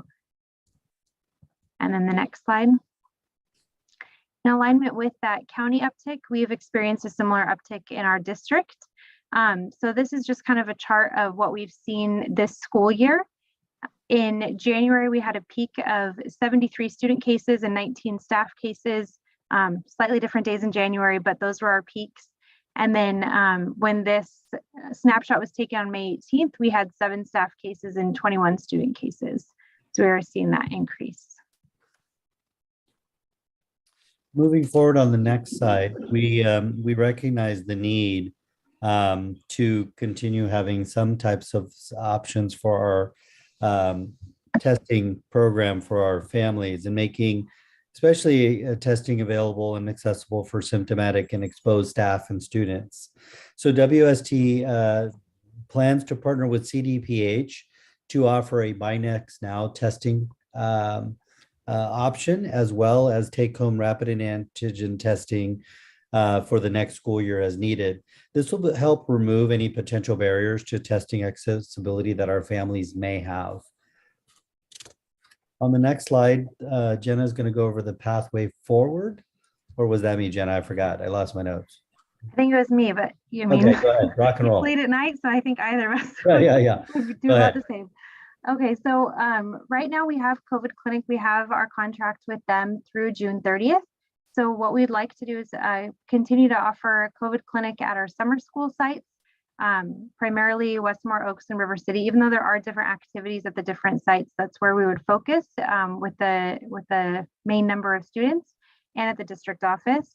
And then moving forward after June 30th, our testing options could include or would include take-home rapid antigen tests, as Panu said, to any symptomatic or exposed staff or students, as well as staff that are mandated to test. Participating in the CDPH free Buy Next Now testing program, and the MOU for that would be brought forward at a future board meeting, as well as, of course, individuals would be still welcome to test through their healthcare provider, any testing that's offered through the city or county, home test kits. We've seen a lot of people choosing to use those. So we've been working with CDC to secure rapid antigen tests, and I don't have an exact count for how many were delivered today, but we have recently ordered 30,000. And as Panu mentioned, we are sending home a test kit with every staff and student for the long weekend. And then the next slide, the summer and 2022 school year testing. So CDPH testing program. CDPH is partnering with school districts across California, and they have been for a while. Their system is much more streamlined than it was when they first started to provide Buy Next Now rapid antigen tests for symptomatic and exposed individuals. Those are self-administered nasal swab tests that are taken at school. And then we could provide weekly tests to our staff that need it. And like I said, we have requested additional take-home antigen tests, and those are orders that we can continue placing from CDPH and CDC as on an as-needed basis. Moving into next year on the next slide, we wanted to really emphasize that we are not abandoning our mitigation steps that we've implemented. We're going to continue following guidance provided by CDPH and Yolo County Health Office. We'll provide required notifications of exposures and positive cases. Our personal protection equipment, PPE is still available for facilities, classrooms, and common spaces. We have a healthy inventory of N95 staff and KN95 masks available for staff and students.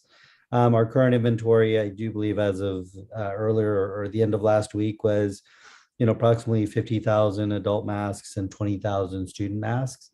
Hand sanitizer is still available. We have over or almost close to 6,000 bottles available for our school sites to order. On the next slide, we're talking a little bit about our ventilation system. We have at least 2 layers of mitigation in all of our spaces. The MERV filters, the air conditioning in the air conditioning units, the HVAC economizers bring in the maximum outside air.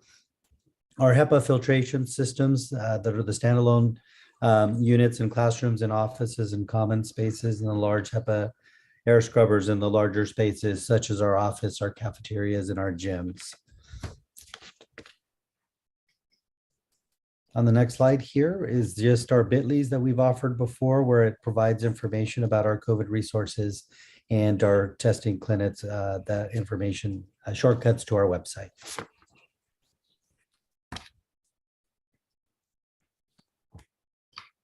Okay, thank you for the presentation. Are there any public or virtual comments in the queue?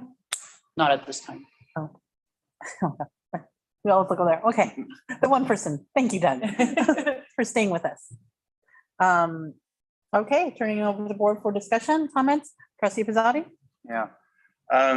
So I was looking at the numbers for the 25th. We had 39 positive student cases and 6 staff cases. And that's a pretty sharp increase from where we were just, early to mid-April. The last time our numbers were that high was January 31st when we had 39.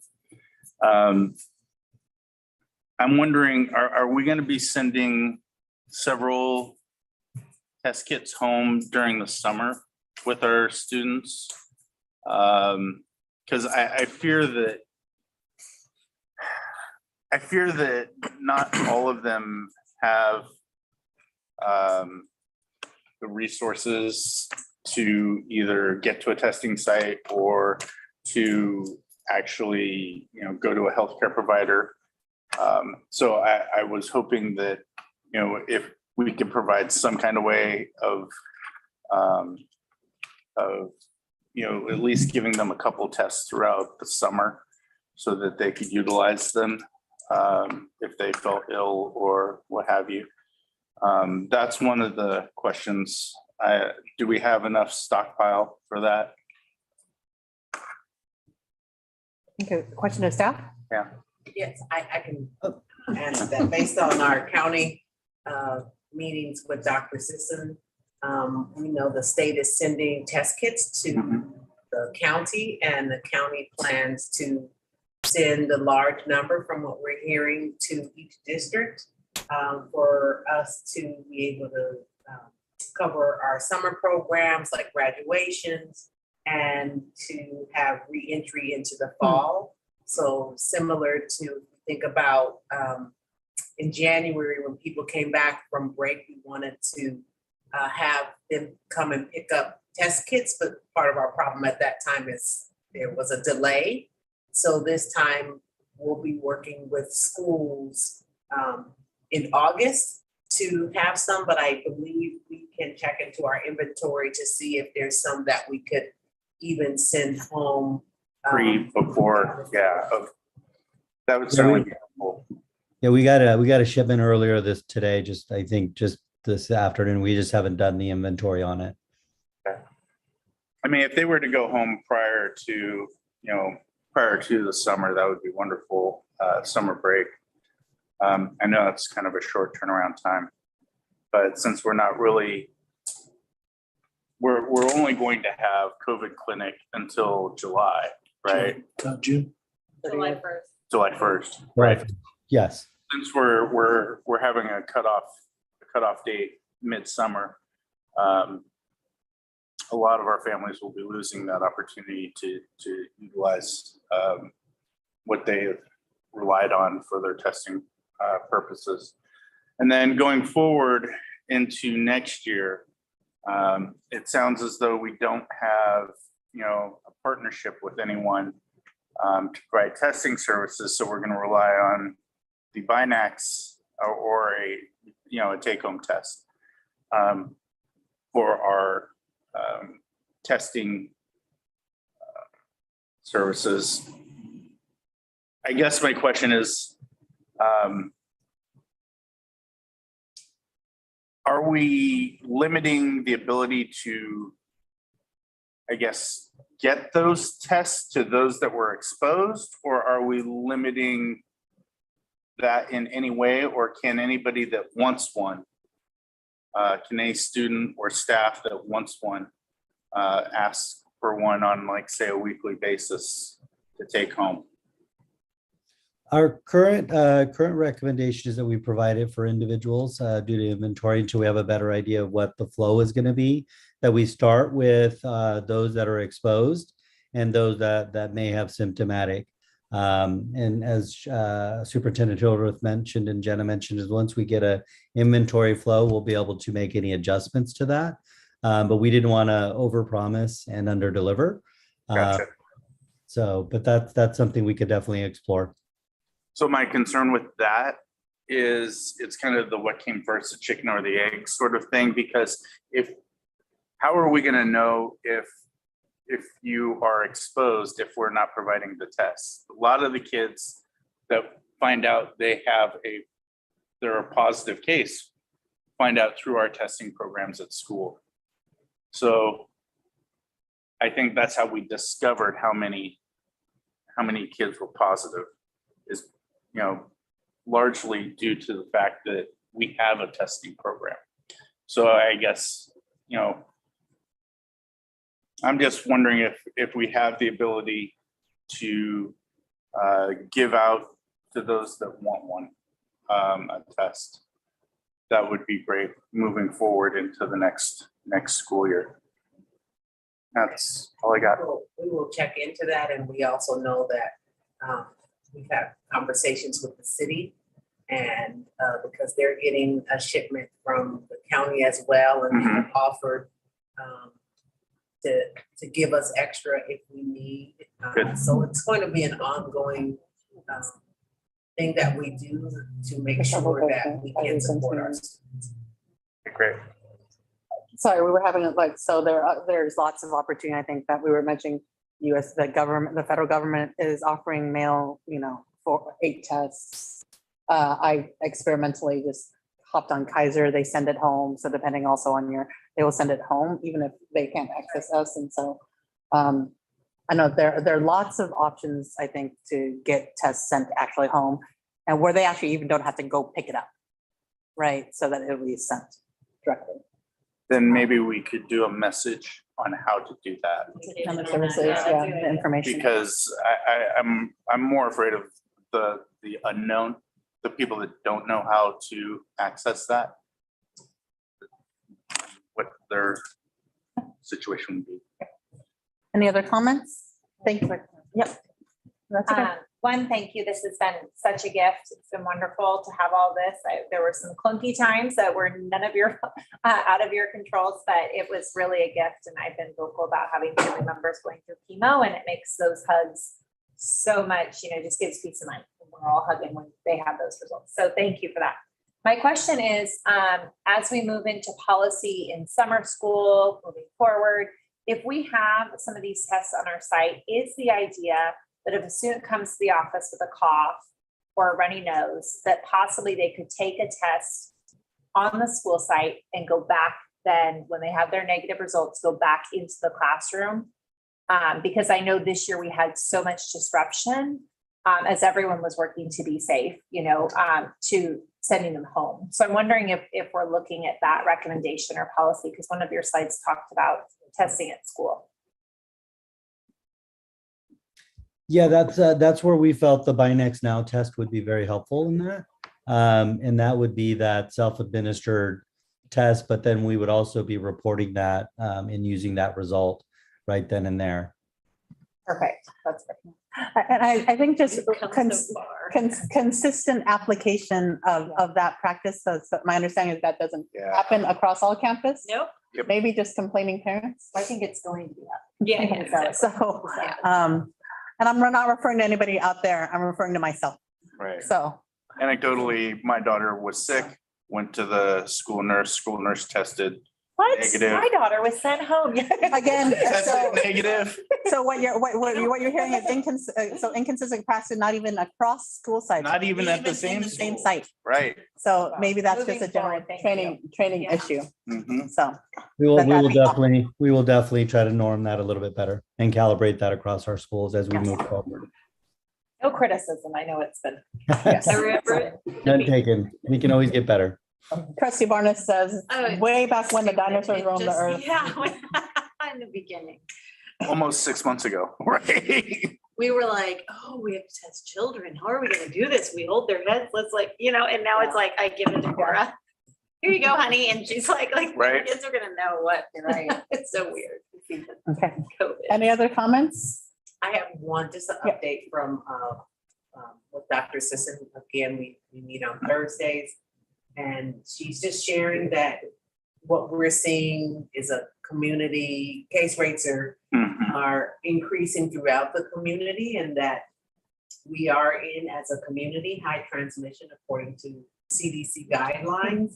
But what she shared is that still we're at about a 30.8 cases as of today, but hospitalizations remain very low. They've only had between 1 and 3 for the past several weeks.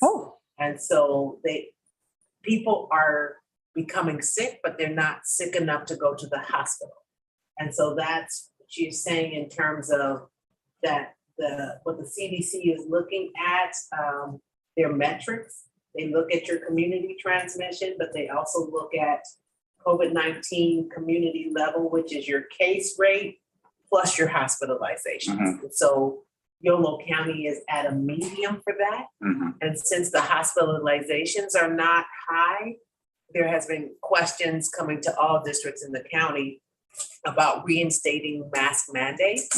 And so she stated that at least for this school year, they're probably not reinstating mask mandates because again, they're really focusing on that hospitalization case rate. What they are recommending is just a real strong focus on boosters, and that now even boosters are recommended more strongly for those 50 and older than it had been originally. So really it's continuing for us to all do our due diligence. Wearing your mask is recommended, but again, there's not going to be a county or state any recommendations to go back to mask mandates. Great. Thank you for the additional information and clarification. So, any other comments about being 50 and really being recommended? I got 4, man. I got 4. As we have a sneeze in the background. Bless you is the polite. Bless you. I tested negative. We're all. Like one, we have some Binax here. Are we sure? Okay. Seeing that there are no other questions or thank you so much for staying late and for the information. Well, I guess you're not staying late. You're at home late. We're here late. Staying up with us. Thank you both for everything that you've done. It is, as Vice President Kirby Gonzalez said, it's a yo woman's job, Miss Roski, and we appreciate you for handling it and coordinating because it was a lot. So thank you for that.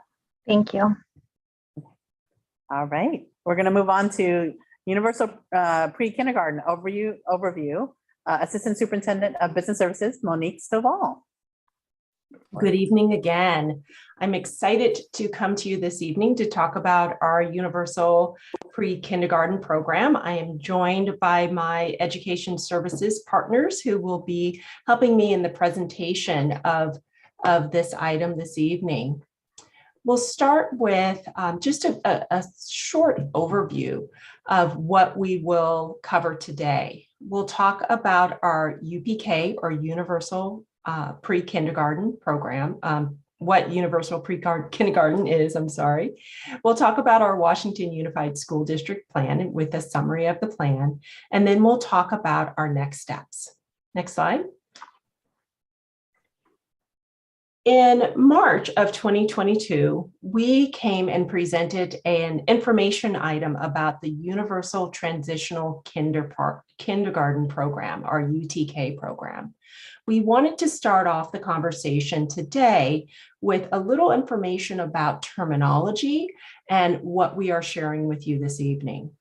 So this evening's presentation is titled Universal Pre-Kindergarten. Universal Pre-Kindergarten brings together several programs with the purpose of ensuring that every 4-year-old child, regardless of background, race, zip code, immigration status, income level, has access to quality learning experience the year before kindergarten. UPK is comprised of several components, including CSPP, which is California State Preschool Program, Head Start programs, private programs for our youngest students, and then also UTK, Universal Transitional Kindergarten. Next slide. One of our primary focus of conversations has been on the Universal Transitional Kindergarten, UTK, because we are required to begin phasing in a new grade next year for more students. As a reminder, in our conversation in March, we talked about this phased in plan that began with planning this year, and beginning next year, we welcome our younger students, and the next year we welcome more students, the following year more students, and then by 25-26 we anticipate that we will be welcoming 289 new TK students. Next slide. So with the Universal Pre-Kindergarten Program, we wanted to share with you some key components of it that relate largely to our Universal Transitional Kindergarten Program, but will also eventually lead to our implementation of the UPK program as a whole. At this time, I'm going to pass the presentation on to my educational team members, starting with Mr. Moisich. Thank you. If we go to the, for some reason, I thought you were going to hold on to this slide. So, you know what? I will happily hold on to it. So in our presentation, our UPK plan, we wanted to remind all of us that California provides funding to support the UPK initiative, and that Washington Unified is required to present a plan for your consideration by June 30th. As you can tell, we're bringing it to you sooner because we were ready to begin movement on this plan. And this plan articulates how Washington Unified will implement a full day learning program. As we said earlier, the UPK initiative is the year before kindergarten. Throughout our slide, we'll focus on 5 key areas of the plan, which is the vision, how we're collaborating with our community, how we're supporting our workforce, what we're looking at for curriculum, and then also how we're evaluating our facilities. Next slide. In January, I'm sorry, go ahead, Stan, you got it. we're going now. So yeah, we'll rehearse a little bit more next time. Sorry. Yes, it's hard when you're not in the same room. It's all because you're not in the same room with us. Exactly. Yeah. No worries. So as we've talked about before, we're going to do a phased program implementation. And that starts with what we know how to do, what we've been doing. We do have experience in this area. We do have preschool. We do have TK in our districts currently. We have staff that are performing wonderful things with our students currently. So we want to build upon what we already know how to do. And if we look at the next slide.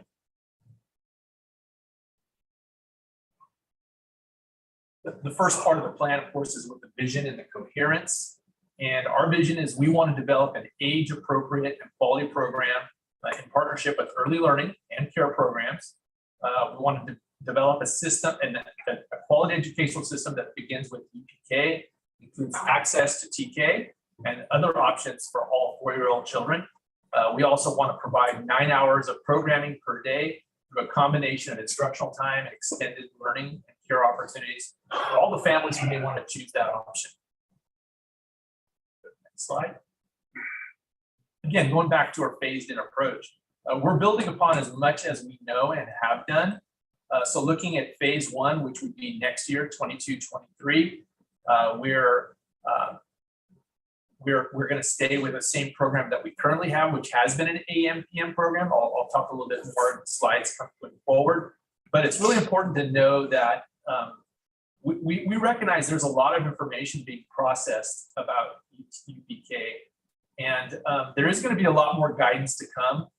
We think there's going to be a lot of opportunities to not only use the things that we've used before, but to expand upon and enhance what we're currently doing, so we can move forward, looking ahead at additional features as we go through the next few years of this phase.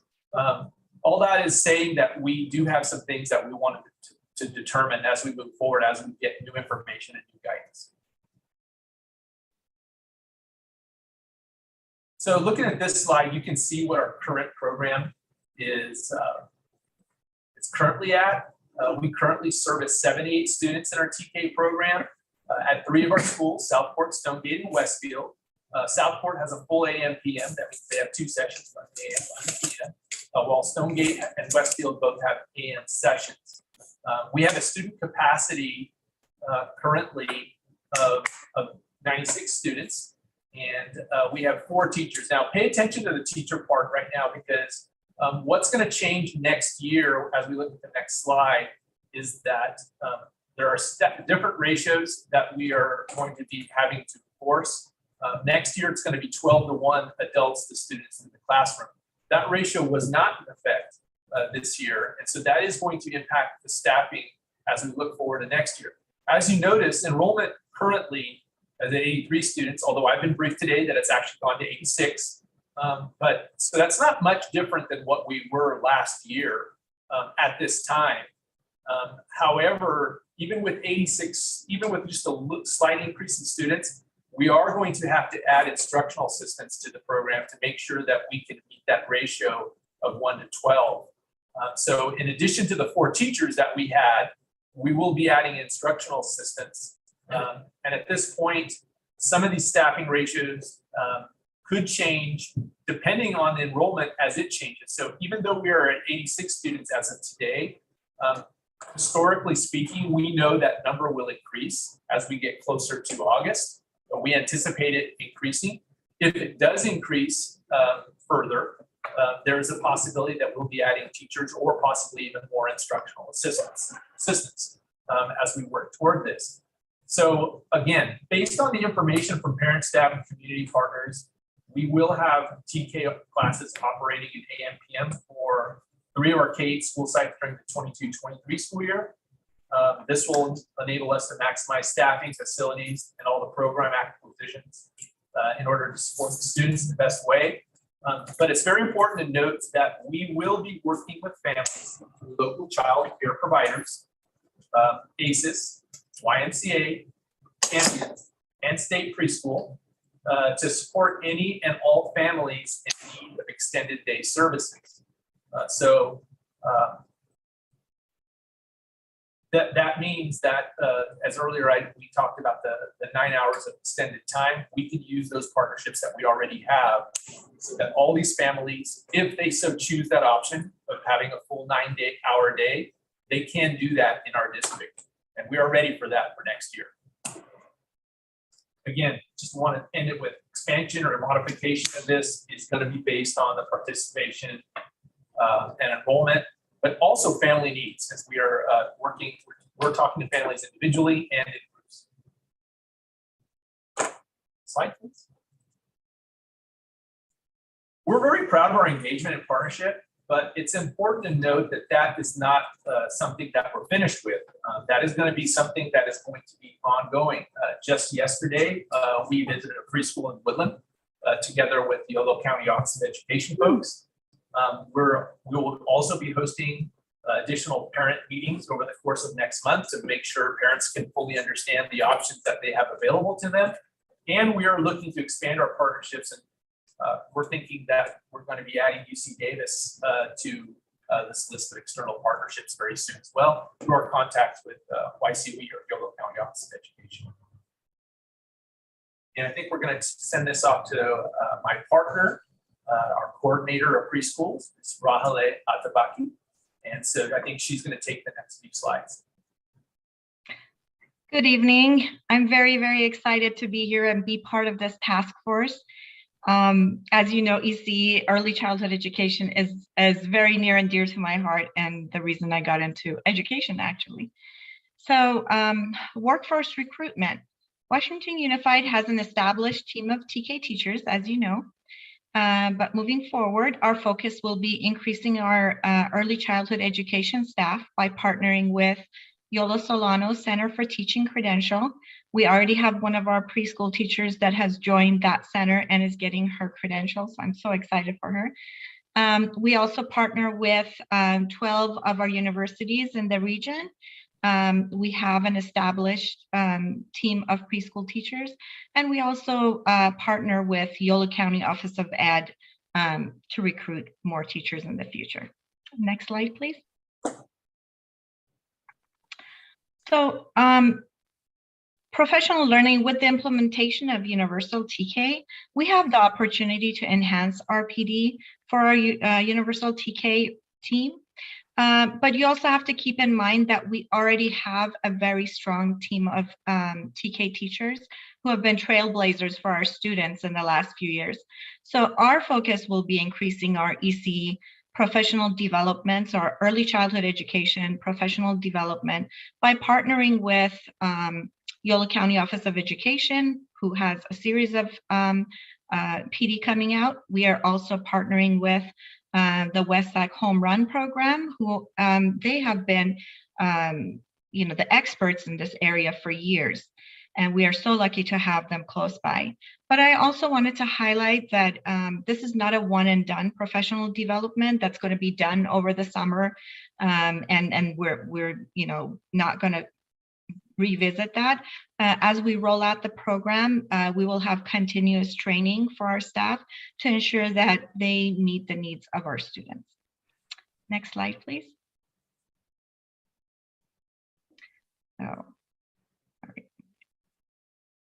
So curriculum and instruction, it is important to note that the TK curriculum is in its infancy right now, and most publishers are still working on a TK curriculum. Washington Unified does have an existing curriculum that they're using, and now we have an opportunity to improve and enhance our curriculum so it could better meet the needs of our 4-year-olds.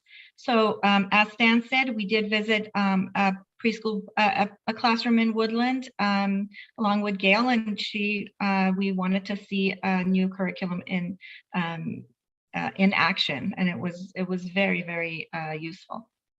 Next slide, please.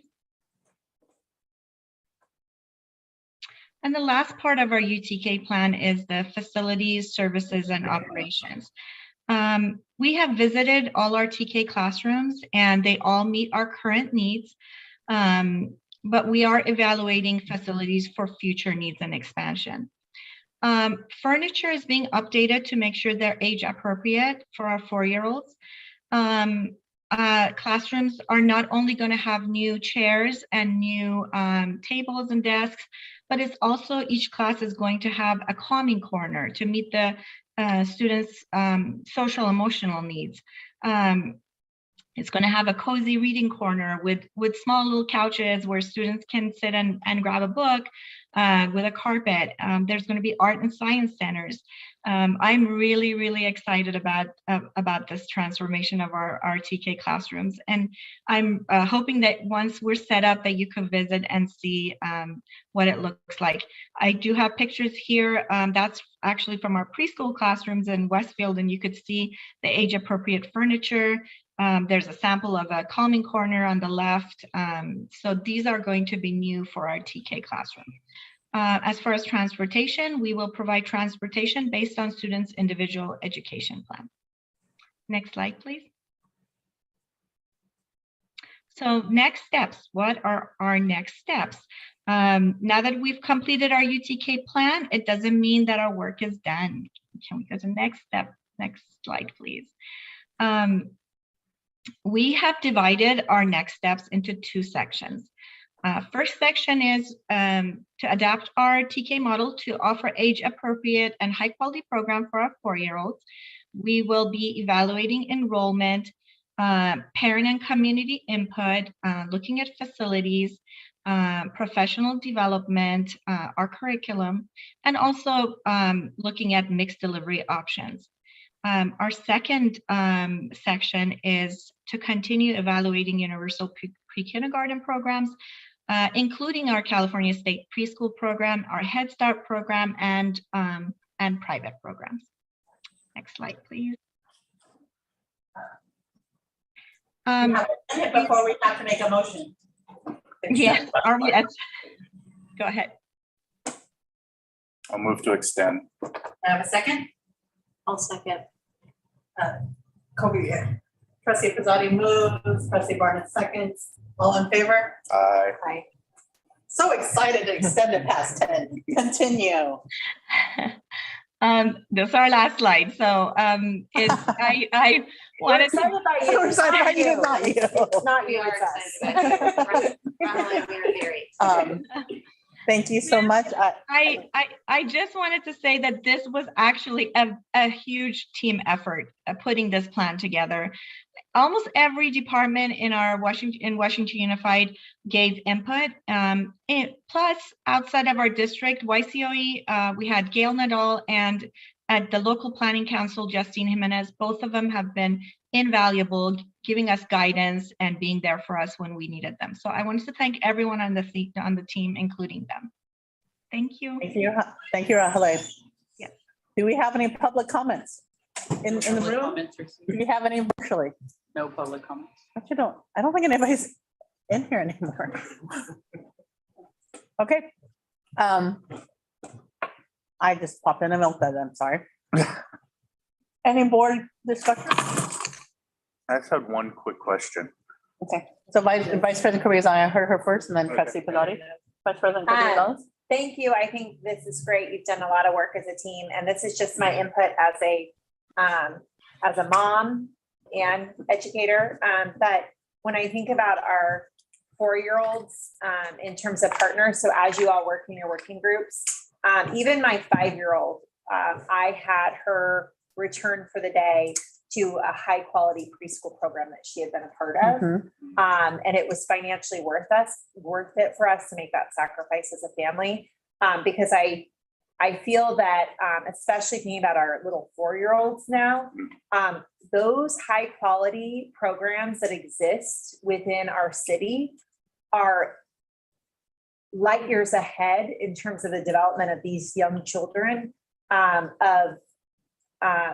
and this is not to critique our partners that we're really grateful to have, but of champions of YMCA. And so I just want to give that plug that we really listen to also our families and what they're comfortable with, because I am a huge proponent of high quality preschool as well, and getting to be very excited about this. But we just want to make sure that I think for what is best for our kids, and that some of those programs might be. So I'm glad that Justine's in the room, and I appreciate all the work that you're doing on this. Trustee Pizzotti? Yeah, just quickly, one of your slides showed that we needed to hire, or at least we needed to have about 4 instructional aides to meet the ratio. My question is, where are we in the hiring process of that? Have we basically identified them for the following year? So the staff in that particular slide, Yeah. For the current enrollment of students, we have identified that staff. Okay. For the current enrollment of No, students. for next year's. Yes, for next year. Okay, good. Current enrollment of students for next year. Thanks. However, if it increases, that could mean that we have to identify new staff. Okay. Good. Any other comments? I don't know why I keep popping in a milk dud that has caramel in it. Right in the middle. In the middle, just not the meat. So I just want to appreciate you all on visiting the site, because I think when saying mixed delivery, home-based, high quality, people don't visualize what that is, don't know what it is. So I just want to thank you for doing those visits. And just, I think also hearing a support generally for the work of Westsac Home Run and mixed delivery, that's parent centered. Like I hear that well, that what we're comfortable with. And so hoping that we are exploring that in future kind of opportunities. And working with First Five, if there are any questions about barriers to implementing mixed delivery. Got it. I think we have a First Five contact. We know people. We know. This is great. So this was great. This is awesome. Yeah. And with that said, you've met your statutory obligation of presenting this to the board. Thank you. Okay, now we get to vote on some things at 10:05 at night. Right. Moving on to the consent agenda, last opportunity to pull anything from consent. Okay. Any public comment on consent? No public comments received. Okay, with that said, I'll entertain a motion to adopt as the consent agenda. So moved. Vice President Kirby Gonzalez move. Trustee Pizzotti second. All in favor? Aye. Okay. There are no action items tonight. We're going to move on to item Q, board governance, request to approve the regularly scheduled board meeting calendar for next year. Yes, good evening. We're at that time where we are at the end of our board meeting calendar for 21-22 and need to prepare for 22-23. So we are bringing forward our recommendation to continue to have meetings scheduled that our public can be aware of. And we hope we meet on the second and fourth Thursday of each month, and that will continue for the 22-23 school year. And we're hoping that in July, we will be convening at the West Sacramento City Hall Council Chambers. I have been in contact with the city manager, and that we hope is how we will launch our meetings for 22-23 starting in July. We know that there are a few exceptions to having meetings on the second and fourth Thursdays of any month. If we are having any special meetings, we need to post those agendas at least 24 hours ahead of time and make sure that information is online for the public. We have some recommendations for months when we would only have one meeting, and that would be starting in July. The second and fourth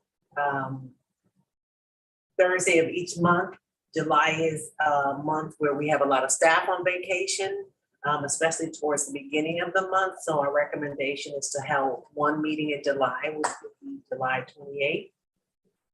And then in August, the second Thursday happens to be the day after school starts. So we are proposing to have a meeting, one meeting, which would be on the 25th, so that first week of school or the second day of school, that would allow staff time to be in school, spending our time supporting schools, and we know all that goes into preparing for a board meeting. However, because we know we can have special board meetings, if there is a need in August to come together before the 25th, then we would request a special board meeting at that time.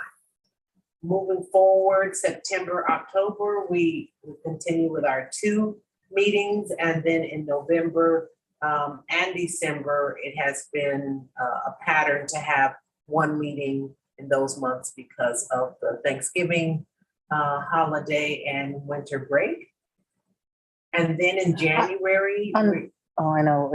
In December, there's some statutorily, and I assume you look, we have to have a reorganization. yes, One, because there's by election. I think it's by the The 9th, By the 9th, so we only have a 15th, so we will have to have a special board meeting after the election and before, yes. Right. So we will revise that we know, well, or we can make the revision that we need to have that meeting. I think is it the 9th, Mario, do you know? For I the, think this year would be either the 9th or the 16th, just depending on one of those two Fridays. It has to be one of those before those. So do you have to approve this tonight? no, we didn't. Okay, so I just want to check in with council to make sure we have the date. And so, and if, I think it has to be regularly scheduled and not special. It doesn't. Yeah. So before we adopt that, I'm just going to propose, I know you're going to go through the description that we actually check with council on the date and then add that. If it's on the 9th, then clearly we need to. Would we be able to adopt it and then amend it if we needed to at the next board meeting? I don't think there's urgency. That's why the question is there urgency tonight? Okay. If there isn't urgency, I would just rather do it right the next time we meet. And that will still be in June before July 1st. Yes. But the public sees that our July meeting, unless people want to meet more in July. I'm looking for. Quite psyched about fewer meetings. That We're was already okay. having a meeting on my birthday. Yeah, I like it, but I don't like Last it. year, that we did have. Two members of the meetings in public July. want to weigh in And on once more again, meetings in July. This member of the public does not. Okay, whatever. Okay. It's always my last. Okay. That's all. That's the only thing, as we are losing some staff as we go along.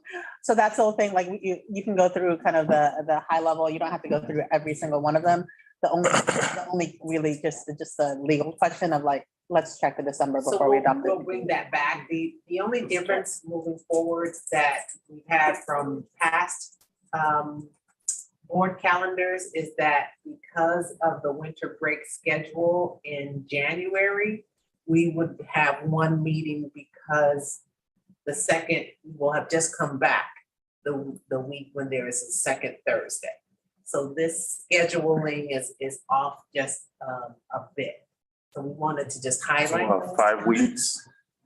It's almost helpful to have our, when it comes back, maybe if we all look at that board governance, the The year board governance, plan yeah. to see what has to be done when. Maybe you already did that, but. Yeah, or our staff have planned accordingly, so. Right, that's what, okay. and we know, that's, we're looking at where those items really need to be at a regular board meeting. Again, we may need to have some special meetings, but we're very aware of the one meeting a month to make sure that doesn't mean then you have an agenda that is so packed that it extends our time and we don't have the time to really discuss what we need. We will look at the governance calendar. I think it's important to kind of do budget development, and a couple of other things. So I think that we're gonna come back. We will look at the governance calendar. It's gonna come back to us anyways. Yes. So I think so far so good as not having looked at the governance calendar, so I can't give more input. So But if we'll bring this back. Yeah, I apologize. It was just that legal question. Yeah.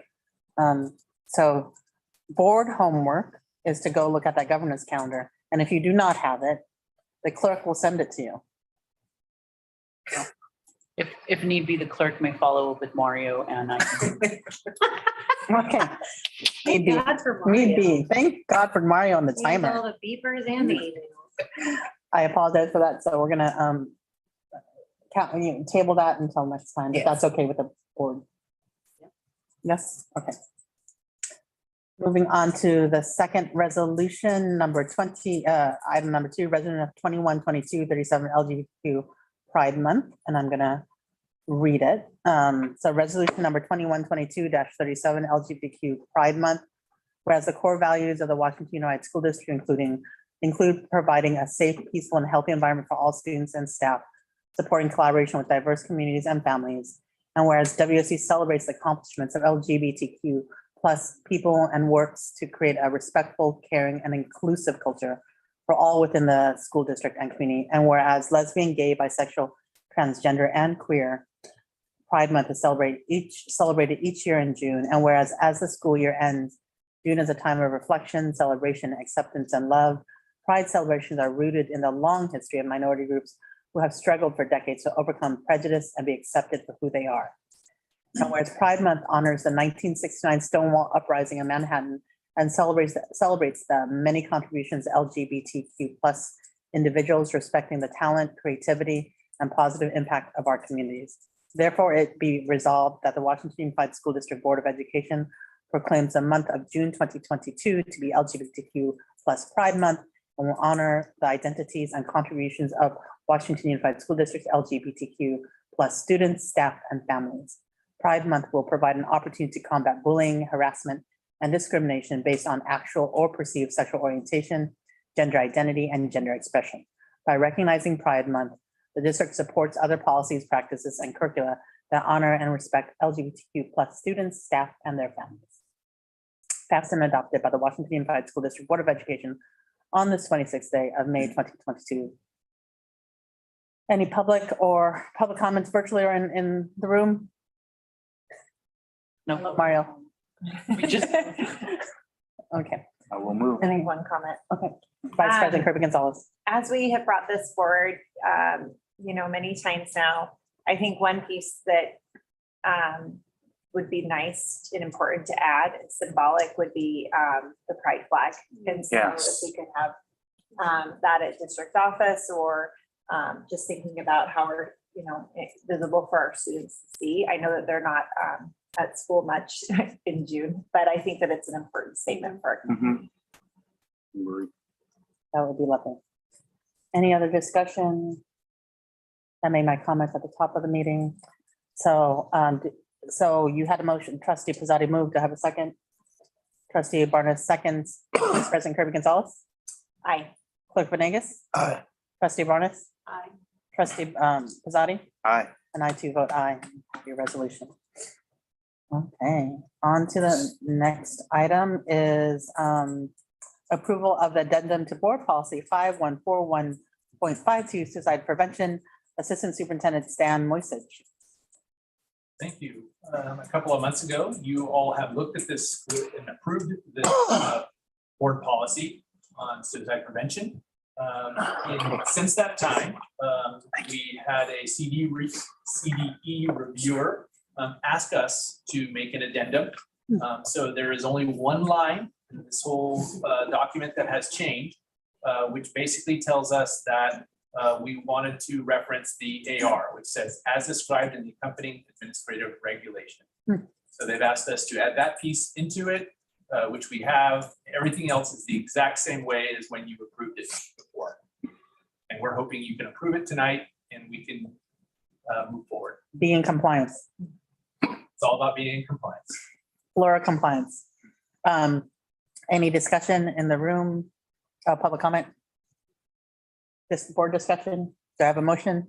I move. Clerk Venegas moves. Trustee Barnes seconds. It's a, all in favor? Aye. You have your amendment or your board policy. Thank you, Stan, for that. Now we're going on to move on to board and superintendent comments. Superintendent Hildreth. I want to start by thanking the trustees, thanking my bargaining partners, the community for welcoming me over these last 18 months. I'm thankful that we are moving forward and staying laser focused on our mission, and that is to serve children. And that is the commitment that I have seen from every single person in this organization. And it makes me so proud to have the privilege of saying I am the superintendent for Washington Unified. I tout it everywhere I go, and I think it's important for everybody to realize that although we may have our family dialogues and we may have different opinions, we still come together when it's time to talk about children. And what that looks like may look different, but if we can always remember what is in people's hearts, I think that'll help us get through the hard times. We did that if we just think about the spring. And that's what I think about, because that was my entry into Washington Unified, was the spring. And we've grown so much over that time. And as we've been having conversation and the discussion with the trustees in closed session, until you begin to reflect, you can't see how far you go, because we always focus on what we could do better, which we need to do, but we also have to pause to celebrate what are we doing well, and taking care of our employees who take care of our children is what we do well. And that doesn't happen in every district. And that is what I have learned over these 18 months. So I just want to acknowledge that publicly, that I'm blessed and grateful to be here. There's been celebrations, there's been what we all look for, graduations, and being able to be part of those celebrations in person this year helps to say, this is what we do, because we can see the students, we can see their families, the happiness, the balloons, the shout outs, all of that we missed last year. And our students missed that by not being able to be in person. And I think that's one of the hard things as we try and wrap our minds around what happened to those students in Texas. I had to take Tuesday just to really process that, because it just seemed unimaginable, because I think we all put ourselves in the lens of parents. We put ourselves in the lens as a teacher, and that's a level of evil that you can't really comprehend. And for me, how do we always push through? How do we push through? And I was thinking Tuesday night, I just had to do a letter last Wednesday about Buffalo, New York, where people were targeted based on their race, and in Orange County. So you went to the store and you were shot because you were Black. You went to church and you were shot because you were Asian. And then you went to school and you were shot and we don't even know why yet.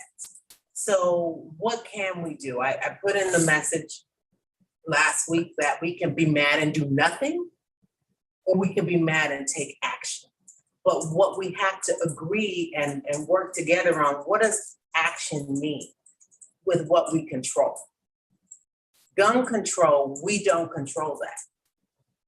We can focus on resolutions. We can ask people to store their guns, know your friends when you send your kids to people's houses, have that information, but we can't control who has access to weapons. But what we can control is how we support students inside schools.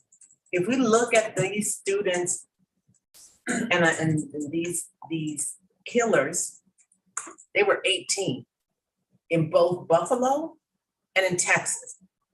My first thought was, that means they were in some schools recently as students. And so how do we collectively as a community, as all of us, administrators, teachers, classified, everybody sees school from a different perspective. Community partners, police, how do we come together to say, what are we going to do different? What does that look like? And have a true community conversation about that. We tried different things and we need to say, did that make us all feel safe? Or is it time to look at things differently in how we can all feel safe? So that is my North Star of how do I, as a superintendent, lead so that all families and all employees feel that this is a team, this governance team takes the education of our kids seriously, but we also take their safety just as seriously. But we have to also recognize that safety is physical safety, and then there's emotional safety. And it's those things that I want to see us focus on. So as hard as it is, I think Stephen said it so well. The next day, our teachers, our staff, our administrators were at school, smiling, ready to hug kids, looking at parents in the eye, knowing that feeling of sadness and sorrow, but a visible like head nod, like, I got you. I have your kids. And that's what makes us different. That's what's going to continue to propel us to do the work, equity, social, emotional that we need to do. And it is what motivates me to continue to do this work. And I think we've all at some point talked about things that are personal. It's tough here for me. My family is not here. So it's the thought of something could happen and I would have to get in a car or a plane to be with them. But that is a commitment that I made with my family. So I'm not asking for anybody's pity or anything. It is a personal decision. But if I'm willing to sacrifice being away from my family and joining a new community, then we're going to get the job done, because I'm going to make sure that that personal sacrifice becomes something that's great for kids. So I'm challenged, I'm sad, but I'm also hopeful, because I believe we have the foundation and the mindset, and most important, the will to make sure that we provide the best for our kids. Knowing that, I also want to acknowledge the pain in our community of Omar Sopizada's family and what that must feel like. So it wasn't a shooting but it's still a student who was supposed to be graduating from River City High School on Friday. You can't take anything for granted. So how we treat each other, that could be the last time you say something. We've had employee recognitions. We've had students with seals of biliteracy, so many great things. But I'm going to end my comments with something that my son's preschool teacher, speaking of UPK, told me a long time ago, because he's now 27. But she said, when you leave, when you see your child and you walk out that door, even if you're angry, tell them you love them, give them a hug, so that your energy is what they bring to school with them. And if we think about those 18-year-olds and the one who shot his grandmother, what would have happened? Despite what's going on at school, if somebody had said, I love you, you're important, have a great day. And that was the energy that he took with them to school. That's what I want our kids to feel. And I think you're in the right direction, and we're going to be talking about strategic plans and all that at the next meeting. But if we do that as parents, that's an action that's easy, it's free, and it's something that we can all do. Want to just end on that, but you want to go? Do you want to meet him? No, I can go. Trustee Barnes. I agree. It would be great to end on about having our superintendent, and I am so proud too. So it makes me happy to hear that you're proud as well. My grandparents used to say the same thing about walking out the door. And I am from Texas, and I'm from a town close to Uvalde. We played them in school growing up, and my family lives in Uvalde, my niece and her dad.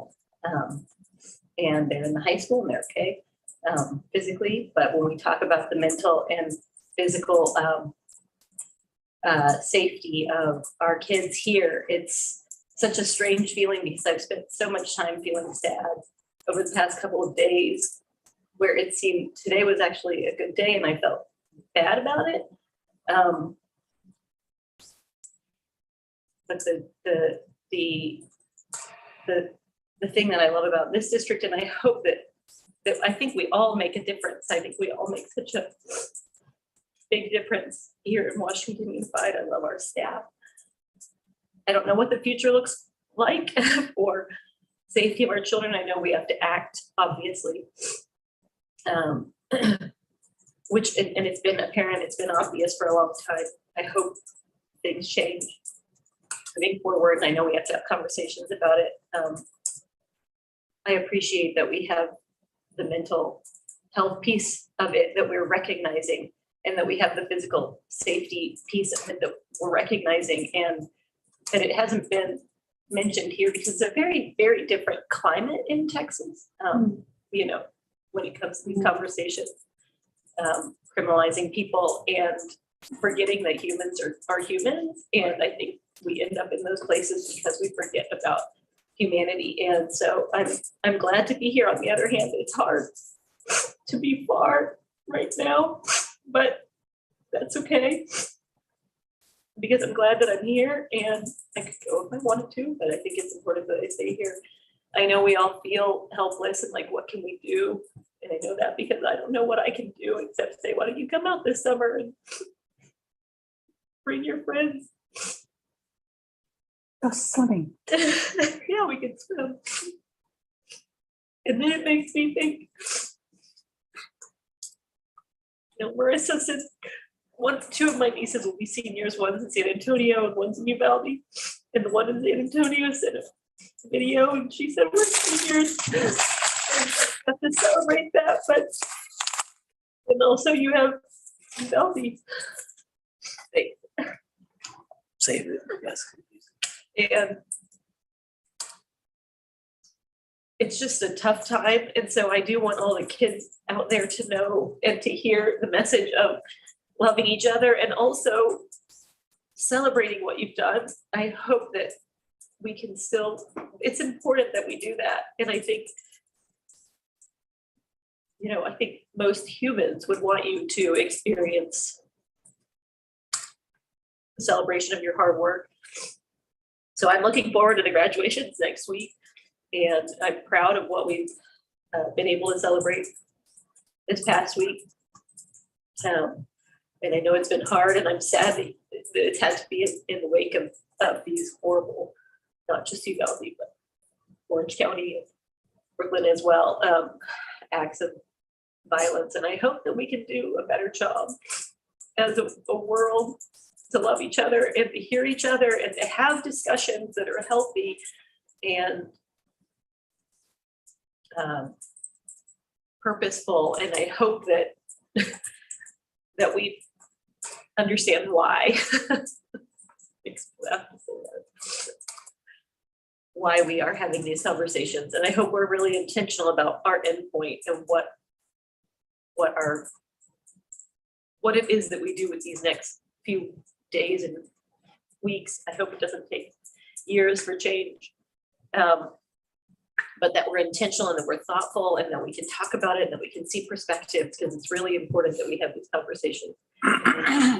Loving each other. I'm thankful that my niece is okay. And yeah. And so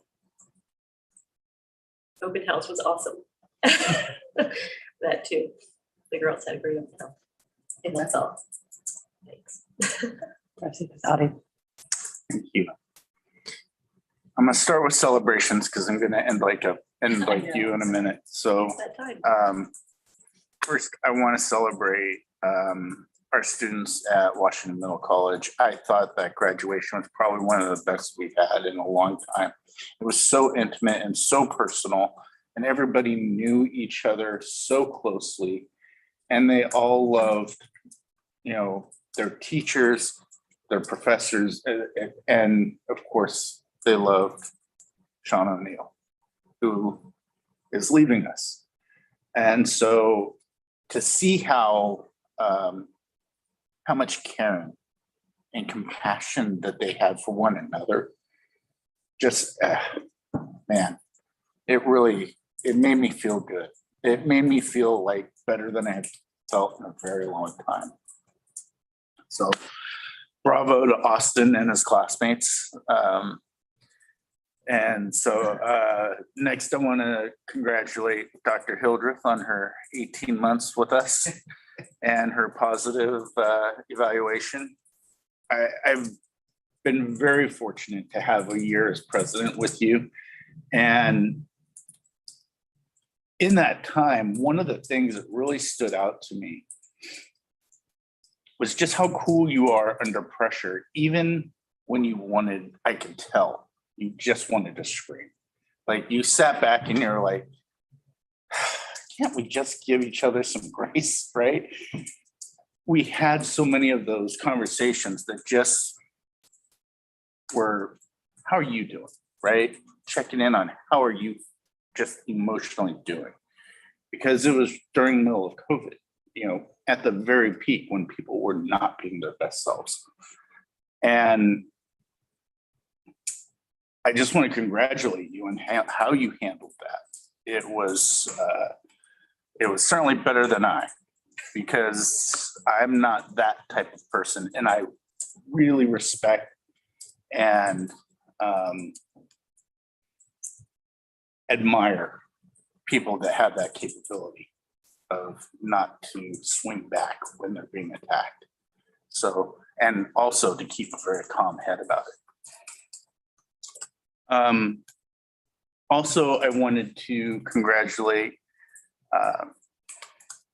our Olympian, Dr. Phillips, on his retirement.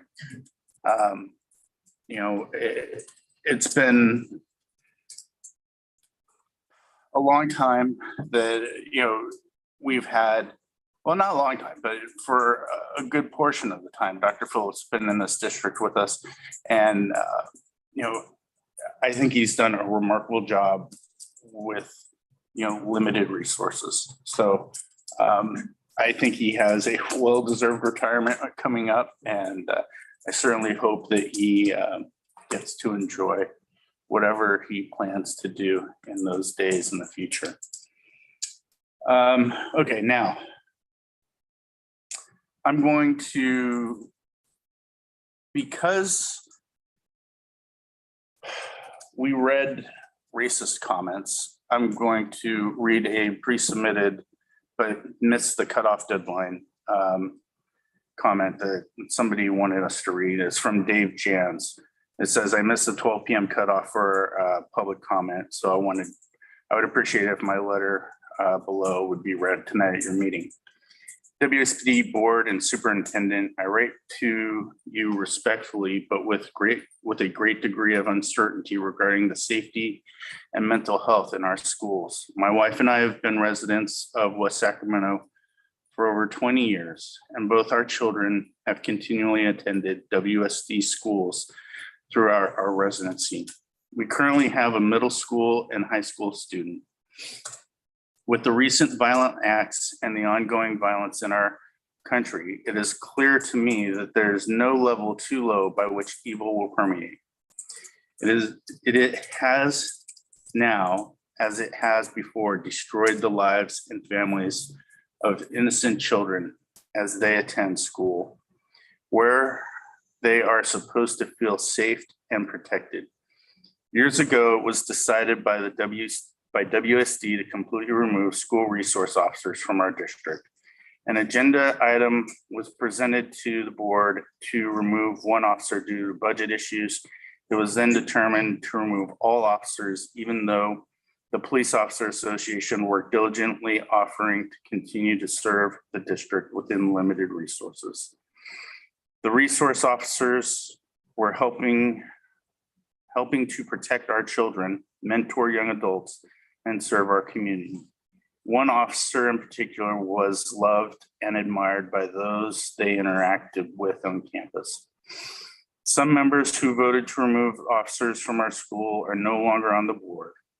For the newer board members, I respectfully ask you to reevaluate the addition of SROs in our schools. You are currently in a position to explore this topic, amend any damage to the relationship with our Police Officers Association, and most importantly, help protect our children. It is my understanding the budget has shifted to fund social workers at our schools. While I understand this strategy may be a long-term, at the core issue of mental health for our students, teachers, and administration, this does nothing towards mitigating an immediate threat should we become the next victims in a long line of historic violence in our country. I don't disagree with the use of social workers in our school. The SRO and social workers are not intrinsically different solutions. Both can be present to work toward the larger issue, immediate defense and deterrent, and overall mental health and wellness. We should be able to discuss the mental health in the same breath as protection from and deterring violence at our schools.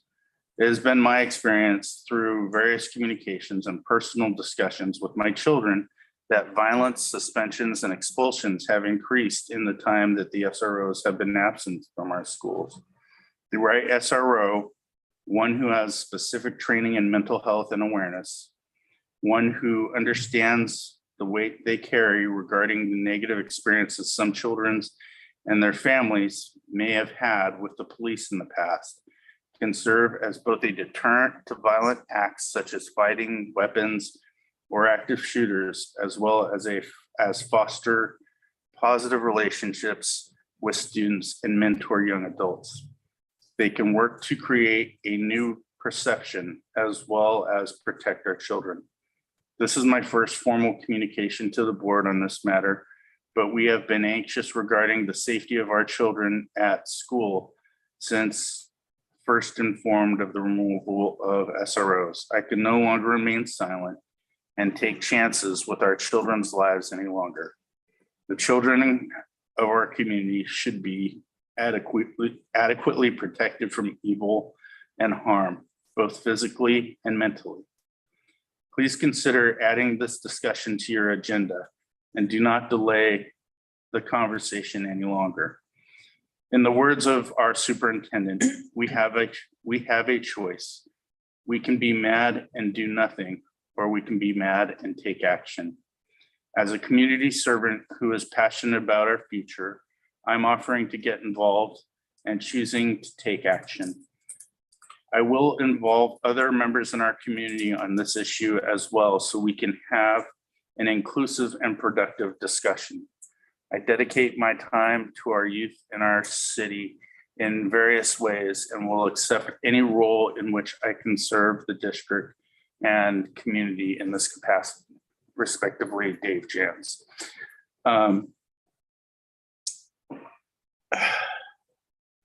This is starting to get into the topic that I'm probably going to lose it on. You were right, Superintendent Hildreth. We had, you know, Orange County and Santa Ana, we had Buffalo, and we had now Uvalde. Uvalde hits especially close to home to me just from the simple fact they were fourth graders and 10 years old, and that's how old my daughter is. And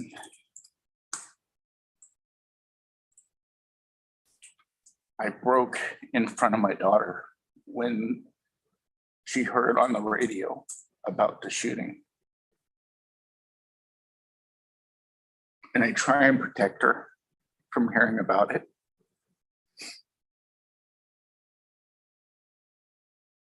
But we had to have a conversation about this.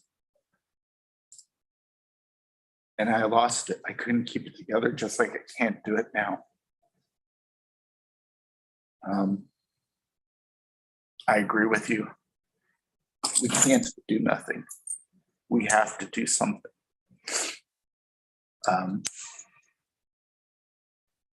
And I asked for the discussion at the last board meeting for a future board agenda item.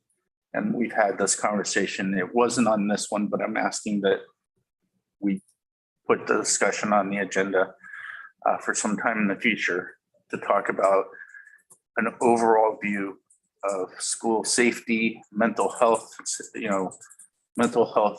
as well as potentially an SRO discussion.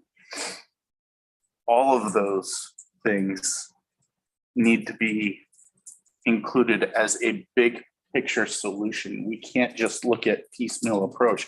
We can't just look at gun policy on proper storage.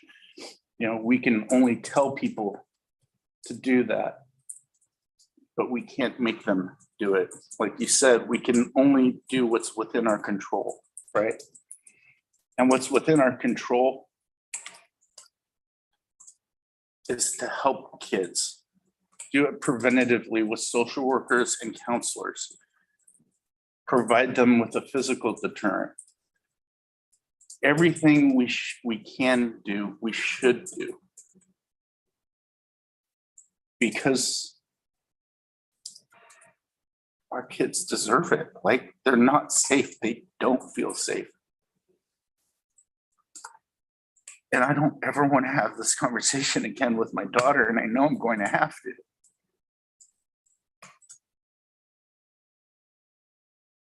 And so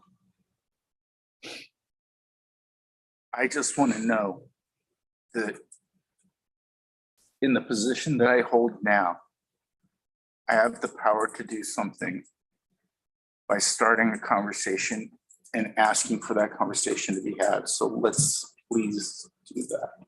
Let's please work on some solution that will be the best that we can potentially do. And with that, I'm good. I guess. Yes, I'll keep it short and saying thank you for your words. Thank you all. Anybody that watches this later or is not on now, but watches it later, just sees the level of emotion that's in the room of a very caring, unified board. So thank you all for being leading examples of that. This is just another reminder that there are real problems in the world. And there are also empty words of hate that are not real problems that we don't have to be distracted by. So let's continue to stay focused. We are keeping our children safe, and let's build on what we are doing. Let's build on not feeling like we're not doing enough, because I know that the care is there. I know that our educators show up. I know that our parents are going to have those conversations. That's a real thing. Suppressing the fear it's more powerful to just acknowledge it and not live with it. So it is a difficult conversation, but it's not difficult on one person. It's just difficult. And in our, as we look at our young, whether our children, our nieces, our nephews, it's a shared experience. They're not exempt from the realities of what exists. So just what we can continue to do to build them up, right? Build them up to be able to navigate collectively as educators, as parents, as uncles, as family, but just acknowledging the pain, acknowledging the fear, and not being distracted by empty words of hate or really, I'd say it differently, but I'm here with you all. Let's continue to move forward and let's take action. We know what we're here to do. We know why we're here, and that's what matters most. Thank you. Vice President Kroger. I think in, my 2 decades of being in a classroom, I can't even count how many times that flag has been at half-staff, and I'm just really mad about it. And I'm really angry that we're having, that we're in this space. And so, and it's still a process, right? Processing the feelings, but I'm incredibly grateful that we are a district that has worked to invest in social workers.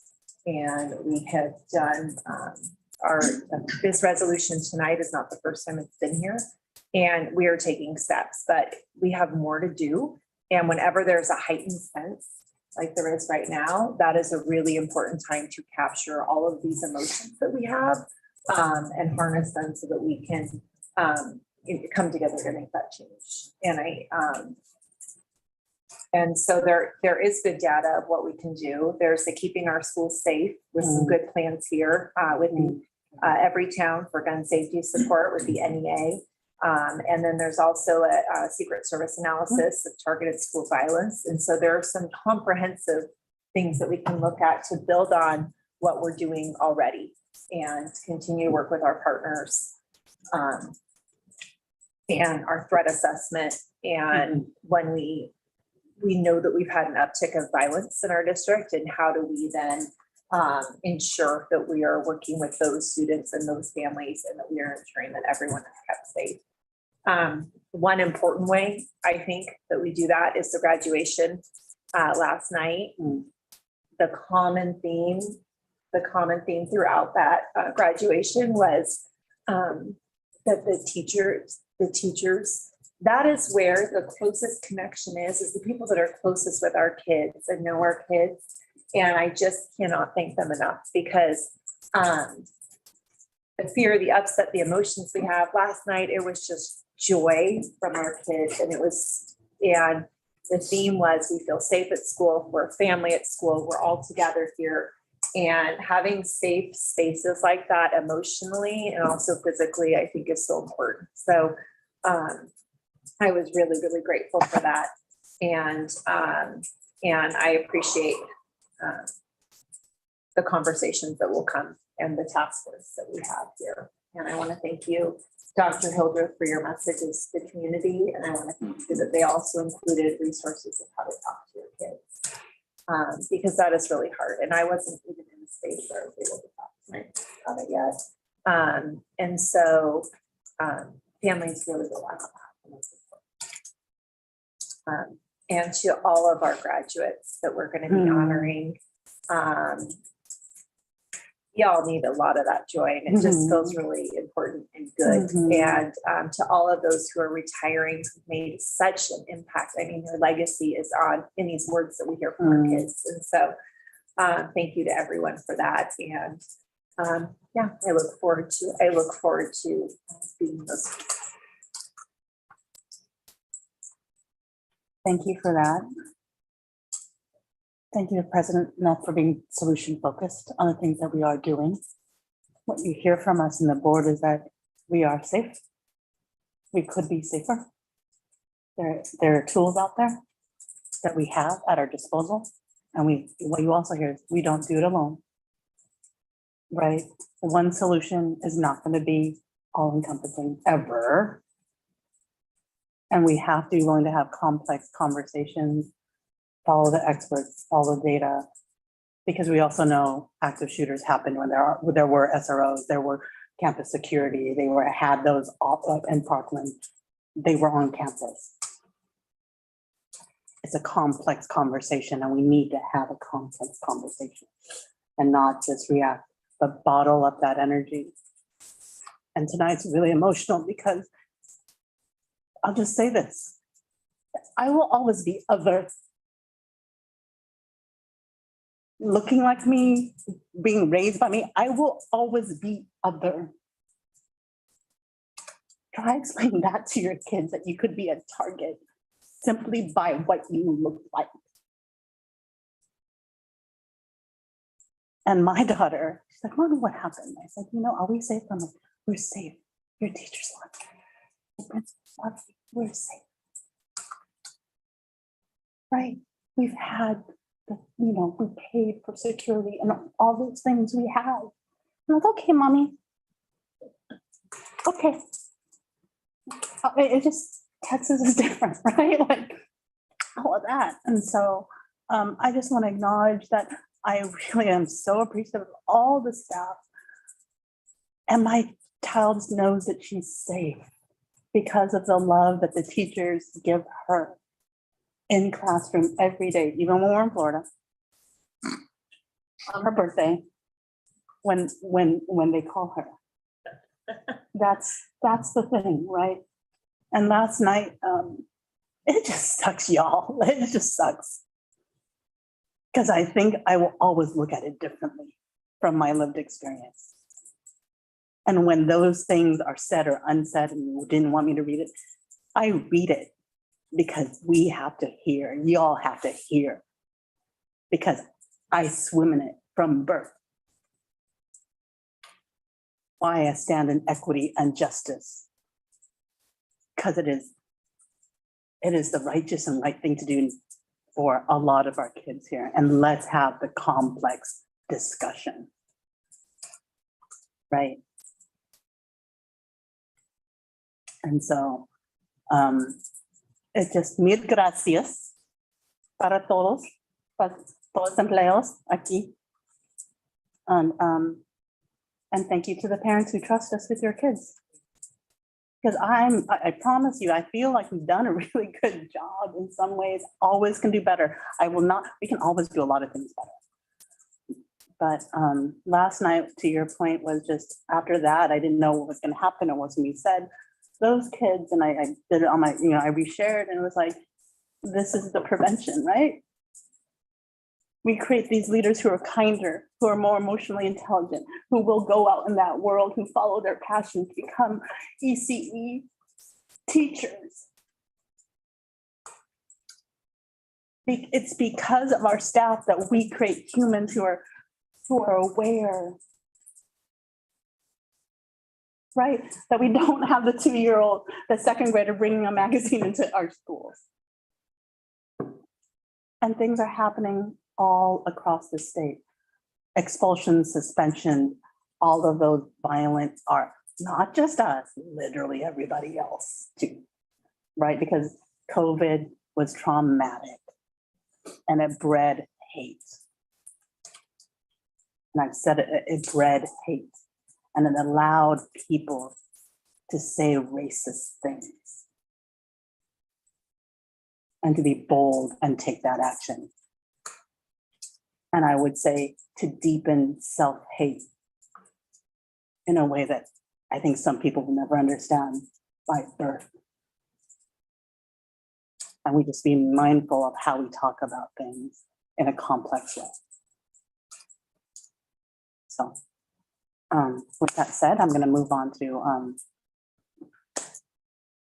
looking forward to next week as well, because I need more of that graduation love. I need to see those humans, the babies that I went to graduation for 8th grade that I've known for a minute. It's just, it was just beautiful. It was beautiful to see the families. It was beautiful the celebration. And I'm looking forward to more of that. And that's it. Let's end on that high note. I'm sorry to be so heavy, but it's weighing on my heart. And you all know that I normally keep it together. But this stuff is deep. So, okay. Future board agenda items, approval of strategic plan, June 2022.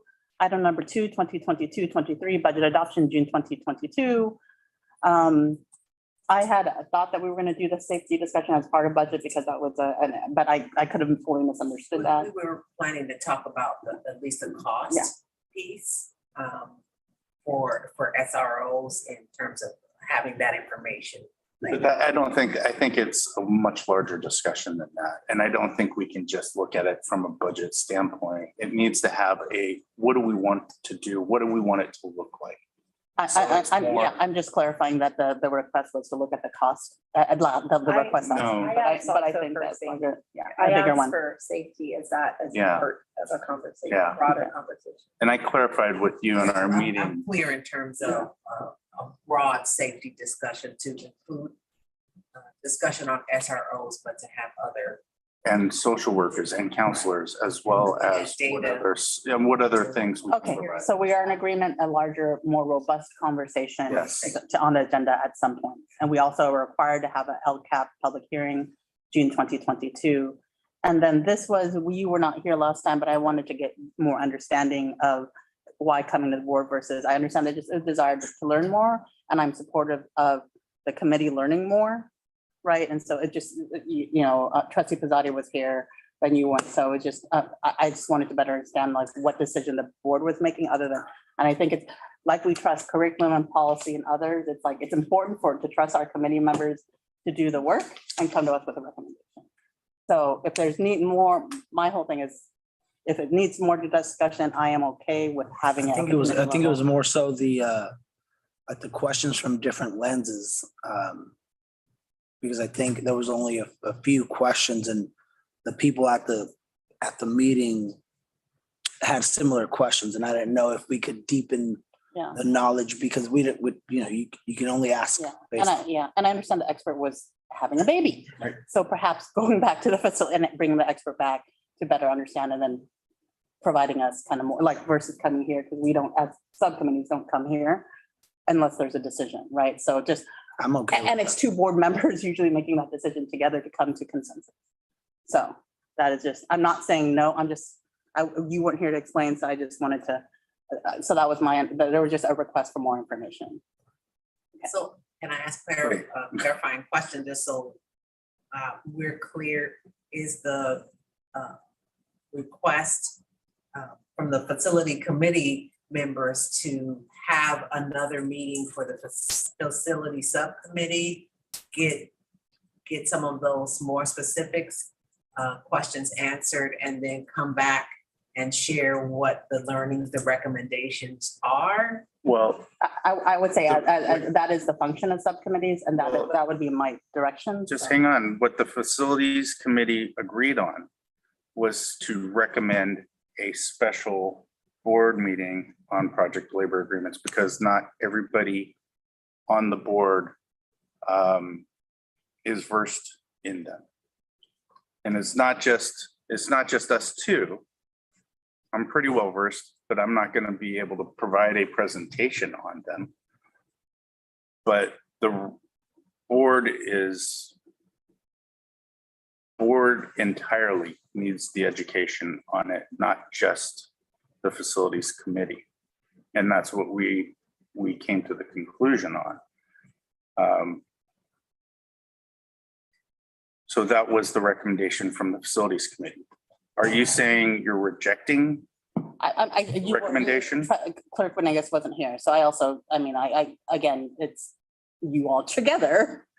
When we do policy, we recommend together. When we do curriculum, we do together.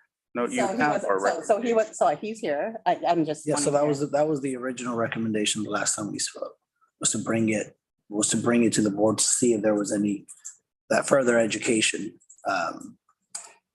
But again, if you're rejecting that, if Well, now I needed clarification of like, I'm trying to understand because there was, there was disagreement. So I don't want it to come to board because there was disagreement. I need committees to do their work, right? Like my understanding from one side was that there was disagreement. And so that's why that's what was said, right? There was disagreement. No, there was the one that's ready to go, yes, and one that needed more information. Therefore, we came to the conclusion, let's look at it from the entire board's perspective and educate the entire board. So as a subcommittee, we have to be on the same page.